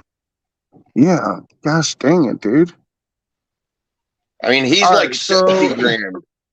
I feel like we should talk about that a little more on like, you know, because people are ashamed when that type of stuff is happening and they don't want to talk about it. They're like, oh, people are going to judge me or something for it. And it's like, dude, this stuff actually happens like to the best of us. Literally, like you can do everything right and it's just, it doesn't want to eat, you know, like. Now your snake does it like you gonna shove the pinky or fuzzy down its throat, or you could just get it in its mouth and it eats? No, yeah, I gotta shove it down its throat, dude. Because I Right, had like another one, its sister, I had to assist feed too. But as soon as I got the rat in its mouth, it was like, gotcha. And I was like, sweet, done, set you down, let it do its thing, you know? Right. Uh, So and here's that something for you one- to try. that one this week Here's ate on its own. So I was happy about that too. So how old is this snake? Like how long ago did it have? He was born, I want to say June 14th. Yeah, it's way too long.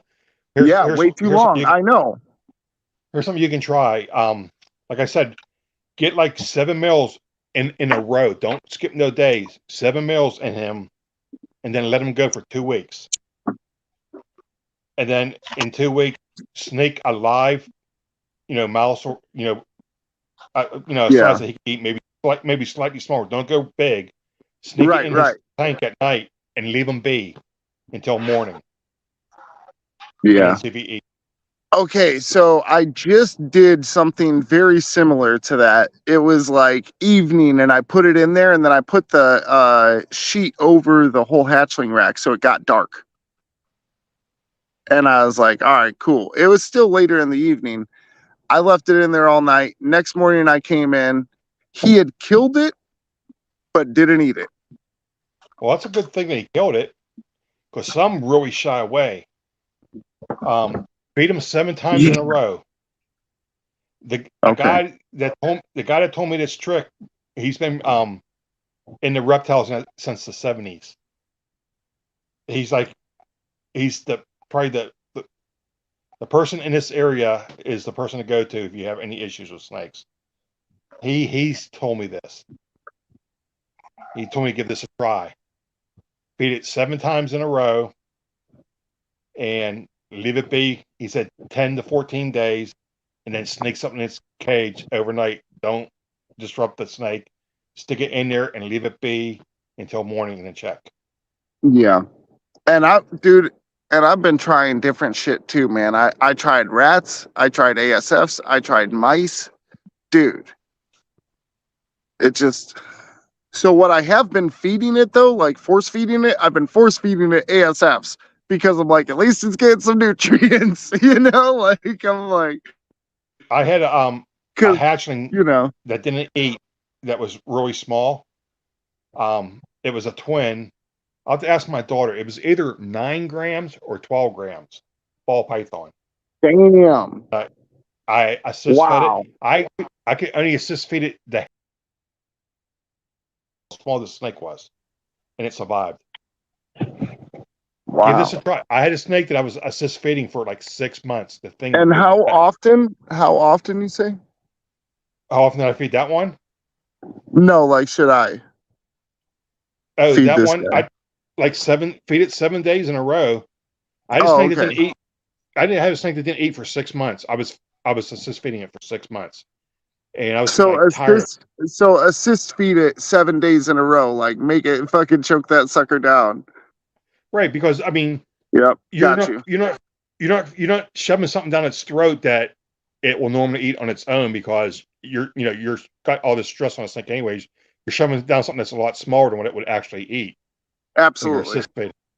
So if you do it Absolutely. like 7 days in a row, you get his stomach real big and stuff, then you let him digest that food, and then you get his digestive tract working where he poops and all Yeah. that, and then hopefully it sets off in his mind, and you wait, all that time, you wait, almost 2 weeks to feed him again, and hopefully he digests that food and he gets that hunger feeling. So when you sneak Yeah. a live one in there, he goes in feeding mode because now he's hungry. Right now he's not feeling hungry because he's not getting enough food in him to really do anything. I mean, he's not Yeah. even shedding. So I mean, I did this with a snake that didn't eat for me for 6 months, and it worked on him. I was shocked. Like, holy shit, Hey, this thing worked. this does tie into the whole thing of feeding frozen thawed to feeding live. It's like, dude, breeders, we almost have to feed live. You know what I I'm feed all saying? Like live. it's like it would be so inefficient and just so ridiculous for us to try to feed frozen thawed all the time, man. Like, dude, I wouldn't do it. I feed everything live. and I feel like the snakes are more healthy for it too because they're working, like they're keeping their wits about them, Yeah, there was a guy on, and he was talking about on the one show. He was talking about how more nutritious it is. And I'm thinking it ain't more nutritious. I didn't say nothing. I was just sitting there. It was on 10 show. I was thinking it ain't more nutrition if that snake's not eating because you're feeding it Right. frozen thawed. And, Well, and the here's big thing with me is bro, if I I totally bring agree. if I bring in a tub of rats to feed my snakes, and the ones that don't eat, those snakes are still alive. They go back out in the rat room. They're not wasted. Bro, I got kicked off that show. Yeah. Yeah, for arguing with Mr. Intrepid. Yeah. I mean, if he wants to feed frozen thawed, that's fine. But Don't and I try think to spread falsehoods. I mean, He's trying saying, to make us all as a community do what looks good for the community is what he's trying to do. and he And was I saying, understand that, but I'm also not willing to be dishonest to do so. he was saying about veterinarians will all say that you should feed frozen thaw. My daughter worked at a vet place for over 12 years, and she's almost halfway done with vet school. She has no problems feeding live. Right. It's and Yeah. here was the problem that I had But with it the becomes whole a argument. problem. Part of his thing is people newbies out there go get a snake and okay, I'm gonna feed it a live rat, throw a fucking live rat in it and go to work in the morning or go to the fucking movies and come home and have your Absolutely. fucking snakes chewed up. Yep. Absolutely. And risk is a major difference. If he would have said frozen thawed is far less risky than feeding live, I would have had nothing to say at all. I would have agreed, Dude, but he didn't. feeding live He 15 said it was pound more rabbits. healthy. Feeding live 15-pound rabbits to my retic that was 18 foot. If they don't get their feet wrapped right, you got to reach in there and hold them motherfuckers. And let me tell you, reaching in that fucking 18-foot snakes and Uh-oh.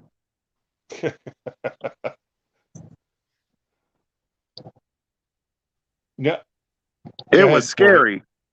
you got kicked off. Yep. You got kicked off your own show. But you know what? that snake.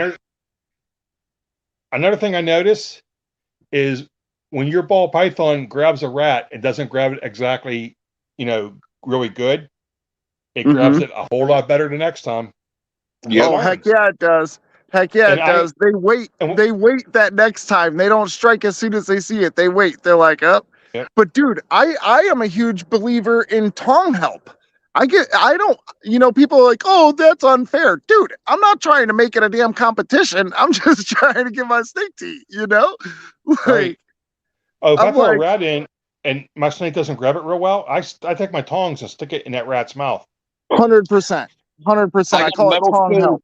And it is, I got a it is, I got a metal What? spoon laying on my snake rack, and that's what it's fucking used for.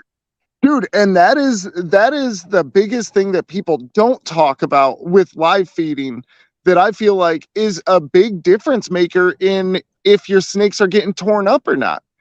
Because dude, I mean, sometimes you're not able to get to the rat anyways. Like it's got it all curled up in a weird spot where you're like, oh, looks like you're gonna have to make it, but for the most part, you can usually get your tongs in there if it's actually biting the snake, and you're like, "Ooh, got you, fool!" And then you get, And when- it sucks, but dude, And when that rat bites that snake, what's that snake do? It puts that grip on tighter. It squeezes tighter. tighter and tighter, It- tighter and It like tighter. takes its guts out its asshole is what it does. It Yep. and they say what kills that rat isn't suffocation. It's blood pressure. That snake squeezes that rat that tight. Yeah, I think I eyeballs was pop out. told it was equivalent to like a heart attack or like a Yeah, I see their eyeballs pop out already. like an exploding brain or some shit. I don't know. There was some crazy stuff that people were talking about. Dude, I I've was watched, like, I've dang, watched that's my crazy. I've watched my retic squeeze fucking 15-pound rabbits to where blood come out of every orifice in its fucking body. Yeah. And Okay, usually they so get hey, bit. real quick, autolysis. I couldn't think of the word on that show. The word is autolysis. It begins within 4 minutes of a dead body. And it's the decaying of the flesh and the separating of the gases throughout the intestines and into the rest of the animal.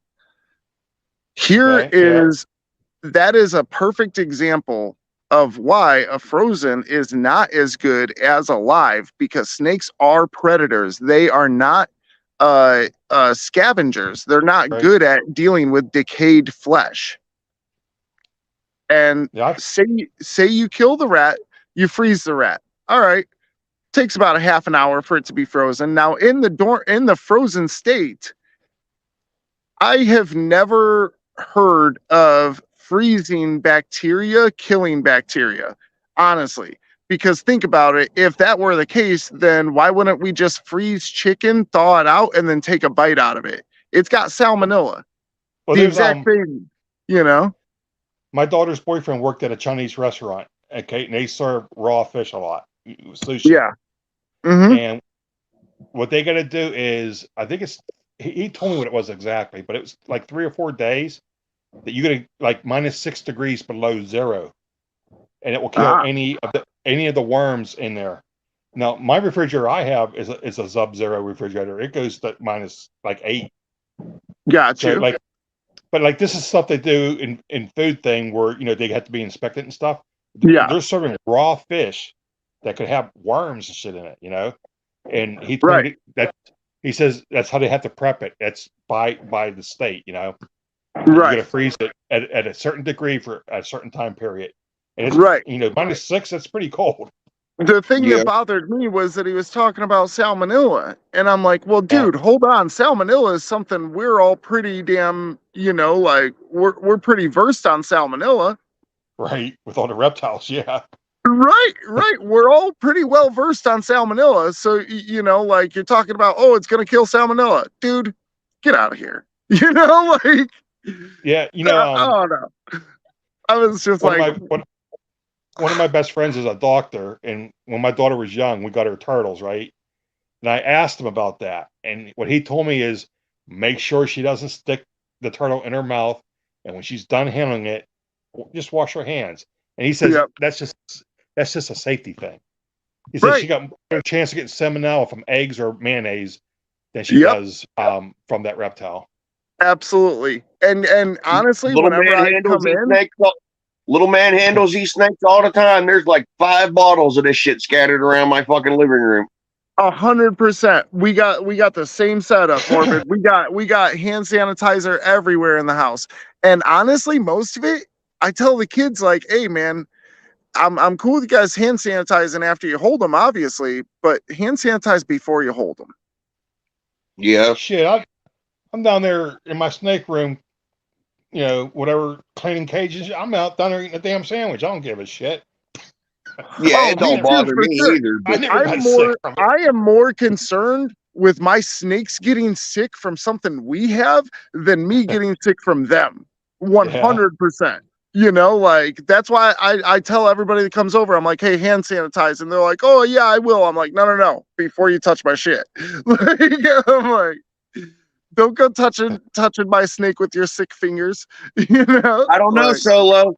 Solo, if it's Venom Wonderful, you might want to use hand sanitizer on his snake. He likes them lot lizards. yeah, see, before and after. Yeah, that's nice. I like doing before and after because it's like, all right, cool. I know that like basically my snake's pretty much sterile too, like Well, did you watch Backwoods Ballers? no. Todd and KY? What's that? Oh man, I ain't been watching nothing lately. I didn't know what the hell you were talking about for a second. If you watch Todd before if he handles before he handles his snake, he hand sanitizer, Yeah. and he'll handle this snake, put it away, hand sanitizer again before he goes to the next fucking snake.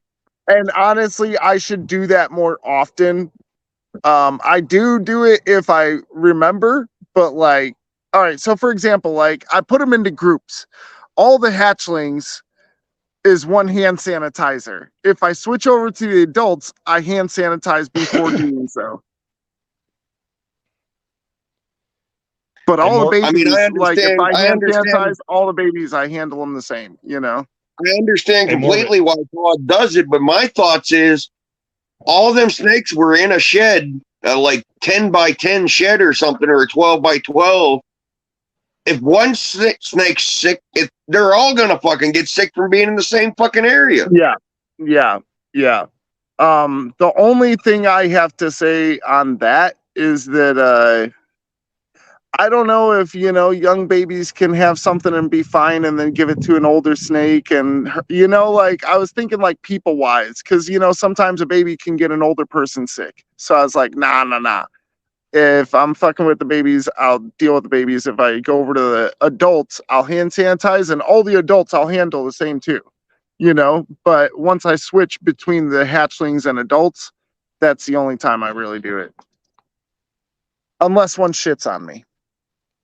Why did Iron Dog stop going live? Dude, YouTube is a fickle woman. I don't know. I disappeared for 6 months and come back, and Iron Dog's not going live, and half the people ain't out there anymore. Like, what the fuck? I mean, Summertime though. well, all right. So for me, these people, it don't matter. They've had their scheduled time slot for the last fucking 5 years. Yeah. Maybe YouTube changing stuff. I don't know. For me, I kind of got off. My dad's going through his cancer stuff again, so It's been rough there. And then I'm trying to hatch these snakes and get all this stuff going. I got ducks now too. So now I got 4 ducks, 6 chickens, 2 goats, a partridge, and a pear tree. You know, tegu, beardy, dog, and 35 snakes. But I'm trying to make it less if anybody wants to buy some. Hey, Morbid, I don't know if I told you. I know you know my wife. She teaches biology, but she used to work down University of Pittsburgh. Mhm. She was a research scientist in infectious disease. Dang. She wears gloves for fucking everything. Cooking. Oh, I go shit. to I go to Harbor Freight when they got those gloves on sale for like $5.99 a pack. I buy like fucking 10 boxes. I'm serious. So what are you Alright, saying? so I got The next time little man goes to the doctors, you want me to raid their drawers for you? Sure. I have a theory. I have a theory though, and I don't know if this is true, but this is just how I live. I feel like if you don't come in contact with germs, when a badass one comes, you're done for. You know, Yeah, your well, system ain't got you ain't got trained fighters. You know, it's like a yeah. bunch of randoms. Yeah, but the thing is though, she worked they classify them different levels on. Oh yeah, I'm sure for her stuff. I'm sure you would not want anything to do with that stuff, dude. Well, the stuff the thing she did her research on, it was called a trypanosome. It's the organism that's in the tsetse fly that makes it bad. It's called trypanosome. What? And it's so bad that because it has this armor thing, and once you start like trying to use drugs and stuff, it keeps on building this armor back up. So it's like super hard to fucking kill. And so the only thing that would kill it back when she was doing the research was arsenic. And most people that get treated for this trypanosome Yeah. die from arsenic poisoning. Because usually Oh, they're that far shit. along. Yeah. This is over in Africa with that tsetse fly. But she's seen all kinds of like Mr. microscopic J, stuff. to answer your question, sorry, hold up. Mr. J, to answer your question, probably, but that's not really cool. It's not going to give it more nutrients. It'll probably be less nutritious and just be really sad. Because, dude, Ducks and I gotta chickens say- are really high in fat content. You got to watch feeding them the ball pythons because they'll get hooked on them. That's why people try to refrain from feeding baby anacondas chicken. all right, so I don't know about you guys, but I feel like a duck would be safer to feed to a ball python than a chicken. What do you think? Yes and no. What are you thinking no for? What's saying no? The thing you got to watch with the chickens is the pointy beaks. The pointy beaks and their freaking claws, man. Baby chickens don't have claws that like that. Oh, well, that's true. That's true.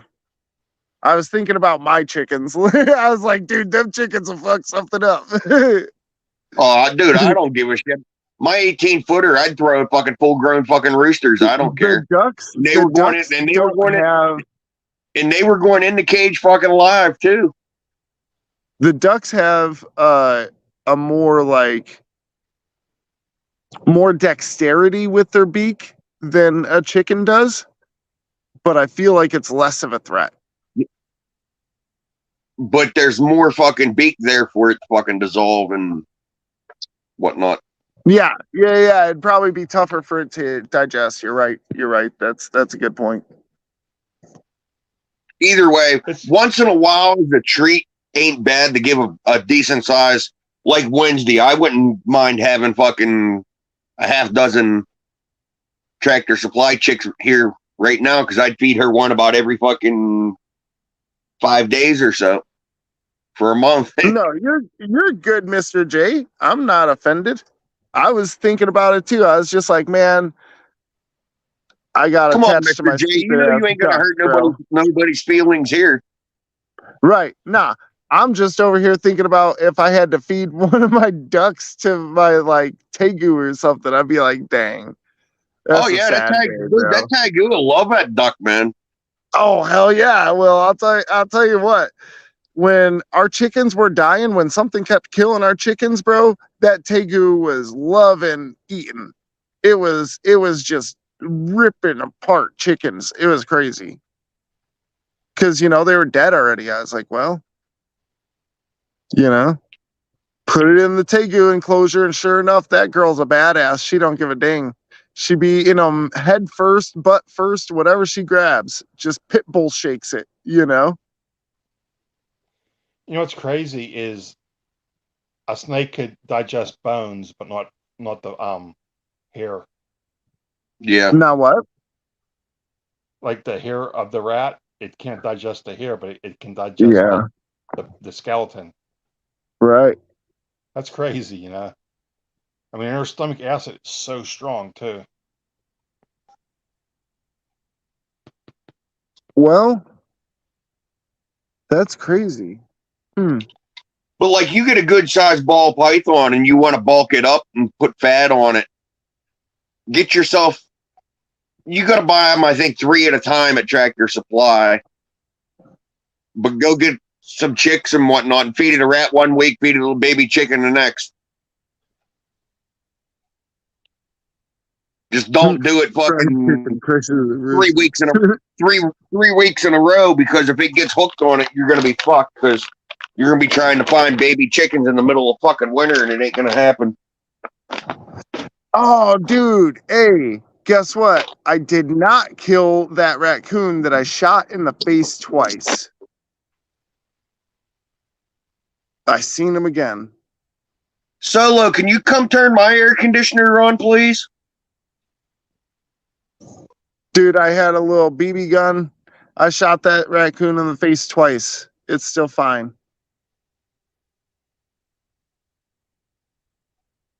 His ass was over here trying to get some seeds from the birds. As soon as it seen me, though, this time, it tucked tail and ran.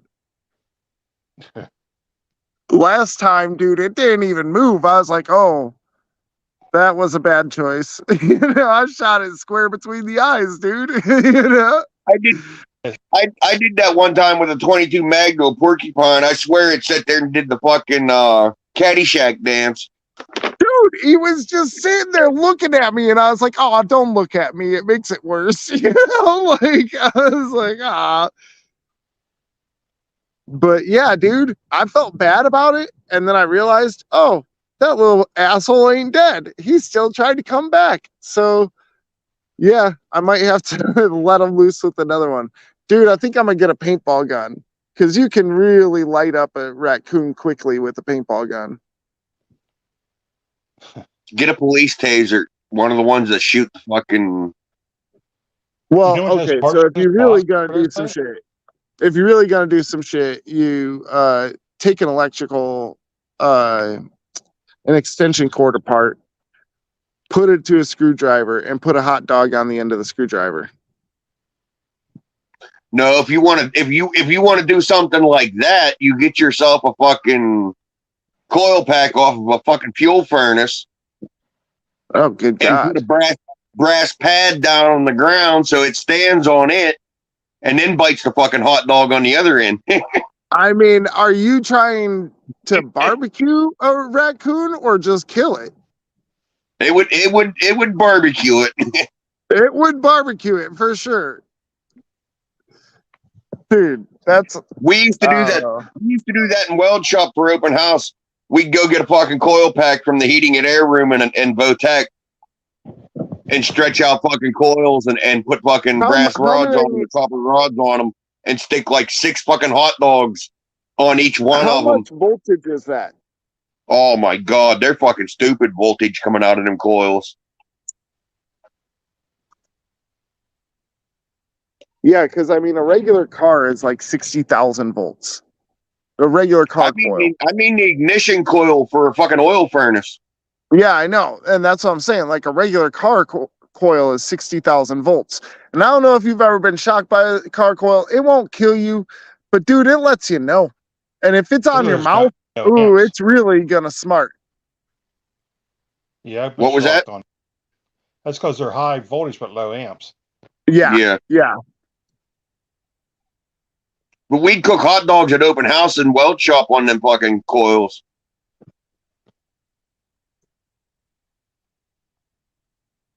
I got lit up by a welder one time. Oh, A Lincoln, the Tombstone one. uh-huh. I had it cranked up too, and I'm welding my frame on my blazer because I almost rolled my blazer in the wintertime. I'm in my garage welding my frame, and the ice is melting off my blazer, and I roll out to grab another rod, and I roll across the wires that were insulated, but it was wet. Oh my god! I felt that for like 3 hours. Oh, fucking right. Fucking lit me up. If I wasn't so big, I'd probably be dead. Yeah. Dude, my uncle had a very similar situation, but it was just house current. But dude, working on a car and you got like the heater on you or whatever, and it's melting all the snow and you're basically laying in a giant puddle. Yeah, you're insulated and stuff, but you are soaked, you know? And it's like, Yep. Dude, he had a drop light that like the cord was messed up on, you know? And it lit him up and he couldn't drop it. You know, he's trying to like knock it out of his hand and stuff. That's bad when that happens. Yep. And it ended up blowing the breaker. It popped the breaker. My cords weren't bad. It's just I had the voltage or the amperage cranked up so high that it was the insulation wasn't like it should be. You know. Right. Mhm. Yeah, I felt. That's like. Yeah, dude. A lot of people don't realize this. Acetylene gas is highly unstable after I forget how many pounds it is, and people burning acetylene. I look at their regulators to make sure what they're fucking running that line pressure at, and turn it the fuck down half the time. Because if you drag a fucking pallet jack or a fucking floor jack or something across that thing, it could fucking blow up. Yeah. Well, same way when you want to clear the valves, you got to watch cranking them open and shut real fast. Yeah. They said that could be bad. Even the oxygen one. Yep. It's an oxidizer. I was just gonna say, dude, even compressed air can like literally rip your hand open like easily and stuff, you know, just like not even being like a big tank. Like I played paintball for a while and I watched some dude get his like freaking wrist just ripped open. His air canister popped, like it popped the safety seal or whatever, like the safety valve. Dude, just that little hole of it coming out, it freaking ripped like his whole veins open and shit. Hey, Morbid, tell me, you know all about that, huh? Yep. You had to put that tire back on the rim, and I brought you that tank out, Yep. that air blaster. What happened there?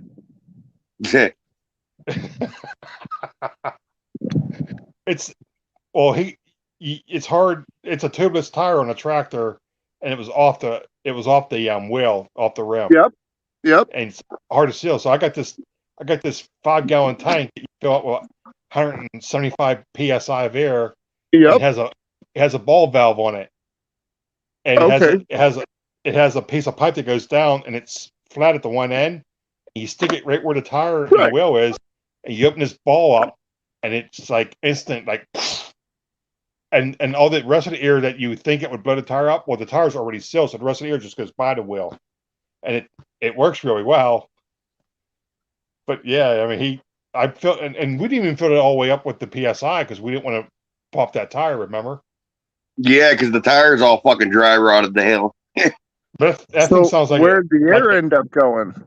Sounds like an M80 going off, huh? Yeah. Huh? I mean, It's like an M80 going off.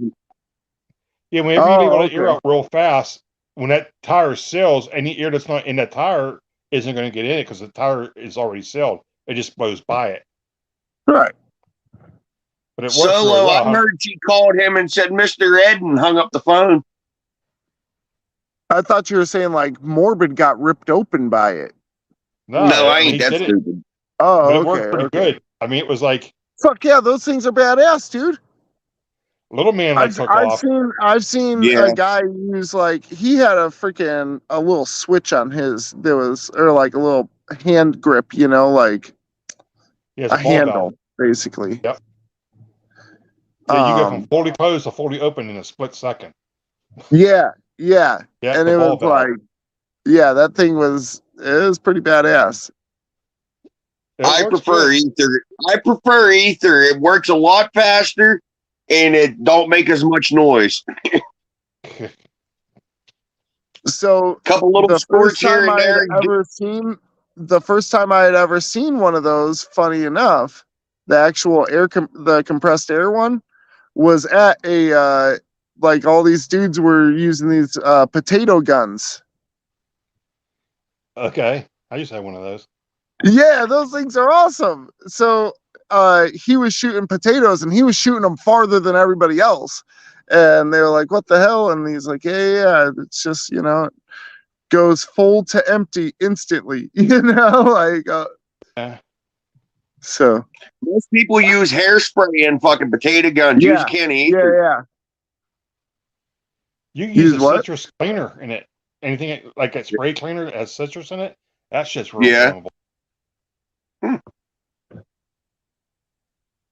Yeah. Yeah, I used to have one. Bobby used to have one.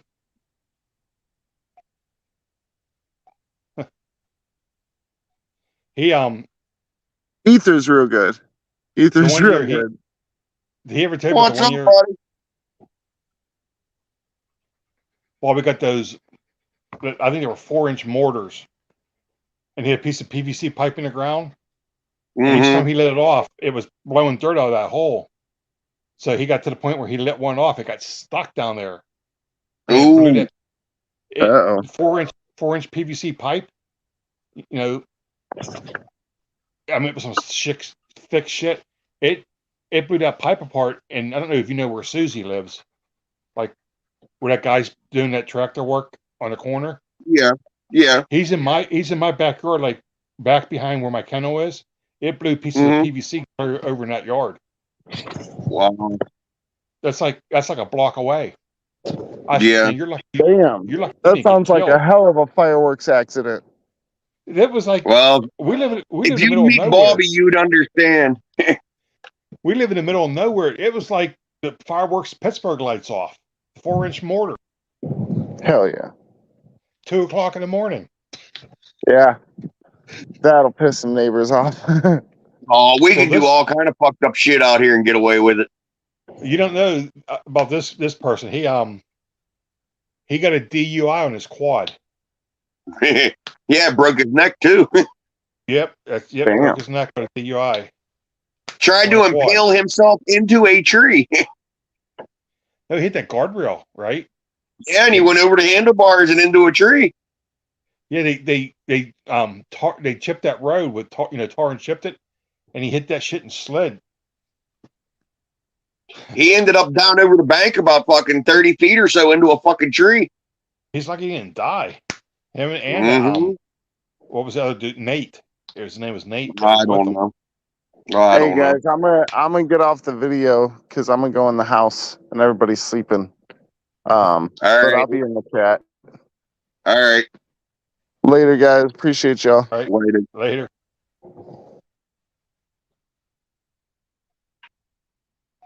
Yeah, I've seen some crazy things Bobby did. Yeah. You know Jimmy Simpson? Yeah. You know, he used to live up here on the corner. I helped Oh, stone that house when he bought it. Yeah. He I was getting my garage done. The one corner they took the block out where, it shifted and they were redoing it. Well, they Mhm. had, my roof, all jacked up, and I had the one corner of my garage, all the block out of it. And Jimmy come driving by, he seen that, and he thought Bobby got all fucked up and went through his yard, my yard, and through my garage. I could see him doing that.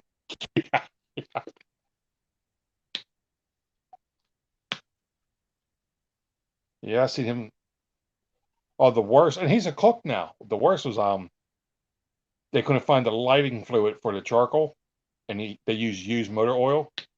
I mean, and they dumped like a gallon of it on. and they're cooking hamburgers and hot dogs, and there's still oil in the bottom of that Weber grill. And he's like, I went up there, and he's like, "Hey, you want a hot dog hamburger?" I'm like, "Ah, no, thanks. I'm going to Sheets." That's why when we cook down here, that's why when we cook down here, I make sure I'm the one that lights the fire. Yeah. He ever tell you about that? No, Oh, but I've God. told him about that. That's when Dill was living up there at that house. D was in Florida. Bob and D was in Florida. I get phone calls all the time. Bobby's in the hospital. Can you go check on him? Because they were in Florida. Yeah.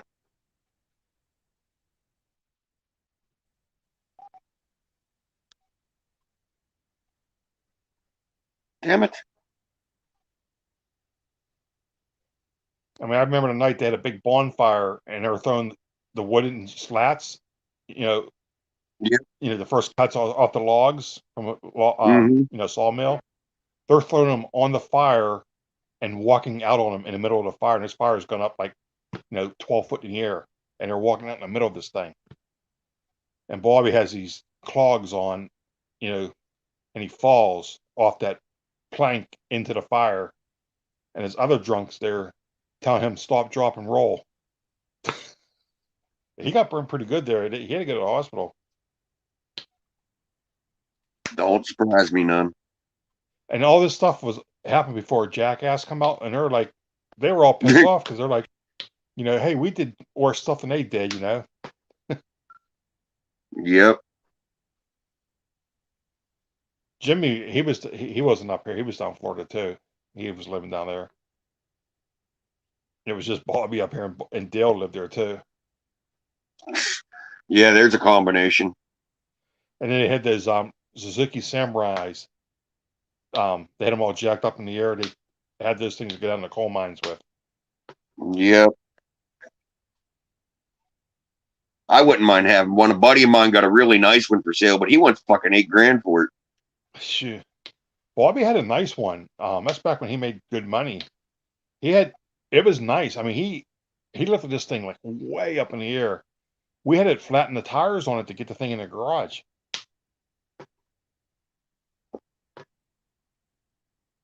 Had a buddy in high school did that. He built a truck in his dad's basement. Fucking ungodly spring lift, fucking body lift, big motherfucking tires. And then it come time to pull it out the garage, and the fucking the door for the garage was like 3 inches below the fucking rear view mirror in the fucking windshield. Not one of them stopped to think about that whenever they fucking did it. They actually had to cut up a pair of old steel wheels and just make a fucking, just like the spoke part of it, and push the fucking truck outside, get the front of it out far enough to jack it up and put regular tires on it, and then pull the back of the truck out to get tires on it. Jeez. He had like fucking 44-inch tires on that truck sitting in the fucking basement, and then think he's going to drive it out the fucking garage door. Yeah, they had a bunch of those Samurais up there. They probably had 5 or 6 of them. Yeah. Because Dill had like 2. Bobby had like 2 or 3 of them.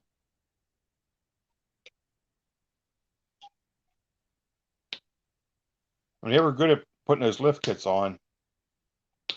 They I mean, the main thing when you lift a vehicle is your drivetrain line. You You don't gotta want to wedge change it. that. Yeah, you don't want to change that angle, or you'll be blowing out U-joints left and right. Well, you can change that, but you got to put fucking wedges in there to do it. Yeah, you got because you got to wedge it to keep that same angle. If not, I mean, if you're starting to blow out, U-joints left and right, your angle's off. Yep. They got they got good at doing that. He did it to that Jeep he had too. Bobby had that Jeep that he sold to Jimmy. My dad had a 73 or 74 one-ton Suburban that had 14 inches of spring lift underneath it and 44-inch fucking tires on it. It would go fucking anywhere, and if you hit a fucking pebble on the road, it was still bouncing a half mile down the fucking road. I'll tell you how high Bobby's Samurai was. They go down the coal mine and down to, the dam road. Instead of Yeah. going across the bridge, they go across the damn creek in those things. Right there and come up over to fucking Hafer's Bony Pile. Yeah, they drove them. They drove across the water. They didn't take the bridge.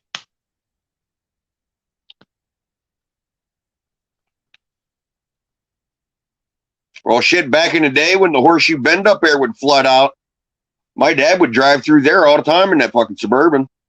Yeah. Oh, you're talking about by the public boat Up docks? by the, yeah, up there by the boat docks. Yeah.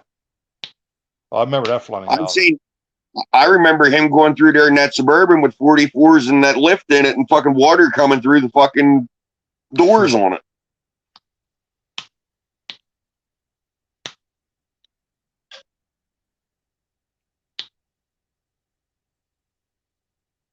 Because we lived out at Slickville, and if we'd be out at New Ellick, we'd come that way back past the dam and stuff and come down through here and go down over the fucking hill at the dam and go out the fucking road that way and go out at the old Blue Bridge. Yeah.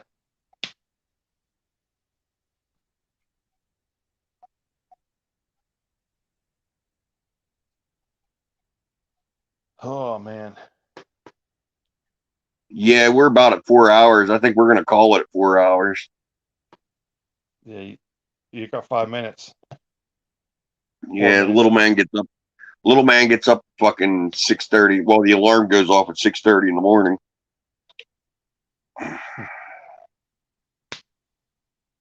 Yeah. I don't know what I'm doing tomorrow.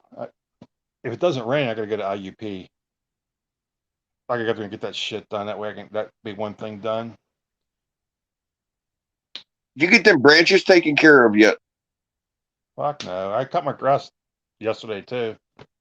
Yeah, That I seen one- that today when I come through. Yeah, it's that one's like it's a pretty thick, pretty big branch. It's still stuck up in a tree. I got that pole saw. I may have to get that thing out to get that thing down because it's probably attached out there pretty good. Well, if you get back tomorrow and it ain't fucking real late and it ain't raining, maybe we'll do that tomorrow since it shouldn't be too fucking hot out. Yeah, it's supposed to rain in the evening, but who knows? They're always wrong. Yeah. I don't get how. I mean, I got rained on my bike because I always watch the weather. It was 0% chance of rain, and I got fucking rained on. And I was in Pittsburgh, and that rain cloud had to follow me the whole way home because I got rained on the whole way home from Pittsburgh to here. And I would watch the news, and it was 0% chance of rain, and that doesn't happen very often right here. 0.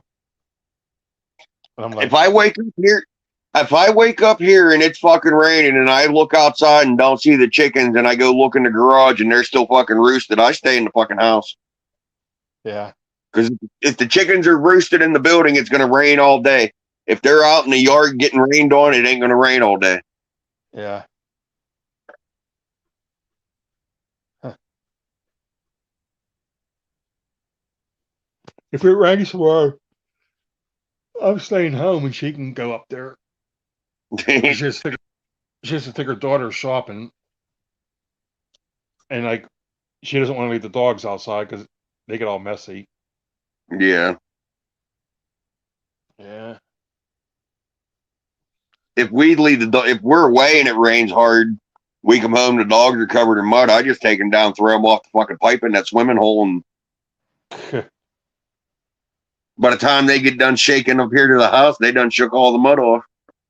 well, the old dog, the one that's the Norwegian Elkhound, she's the oldest one. She'll go inside the garage because I have a place where they can go in the garage. And I have it fenced off so they can't go through my garage. They have their own little area in there. She'll go inside. The white dog wants to play in mud puddles. It's like super dirty. Like, she'll come home. You're like, what the fuck happened to her? She's fucking brown. Yeah, seriously.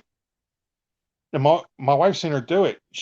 It starts raining, and the dog will actually go over there and jump in it like a rabbit and jump and splash in it. And it's a white dog. If you're that white, you're not supposed to do that shit. All right, everybody. Thanks for coming. I'm going to end this one here in like 40 seconds or so. Yep, 40 We'll bullshit a seconds. little bit back. We'll bullshit backstage a little bit.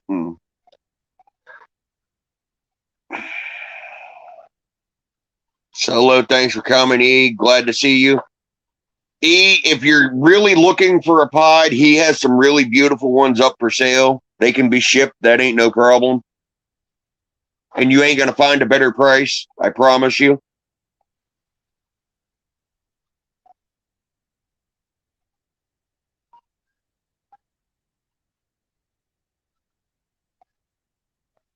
Night, Mr. J. Oh, I missed it. Later, all.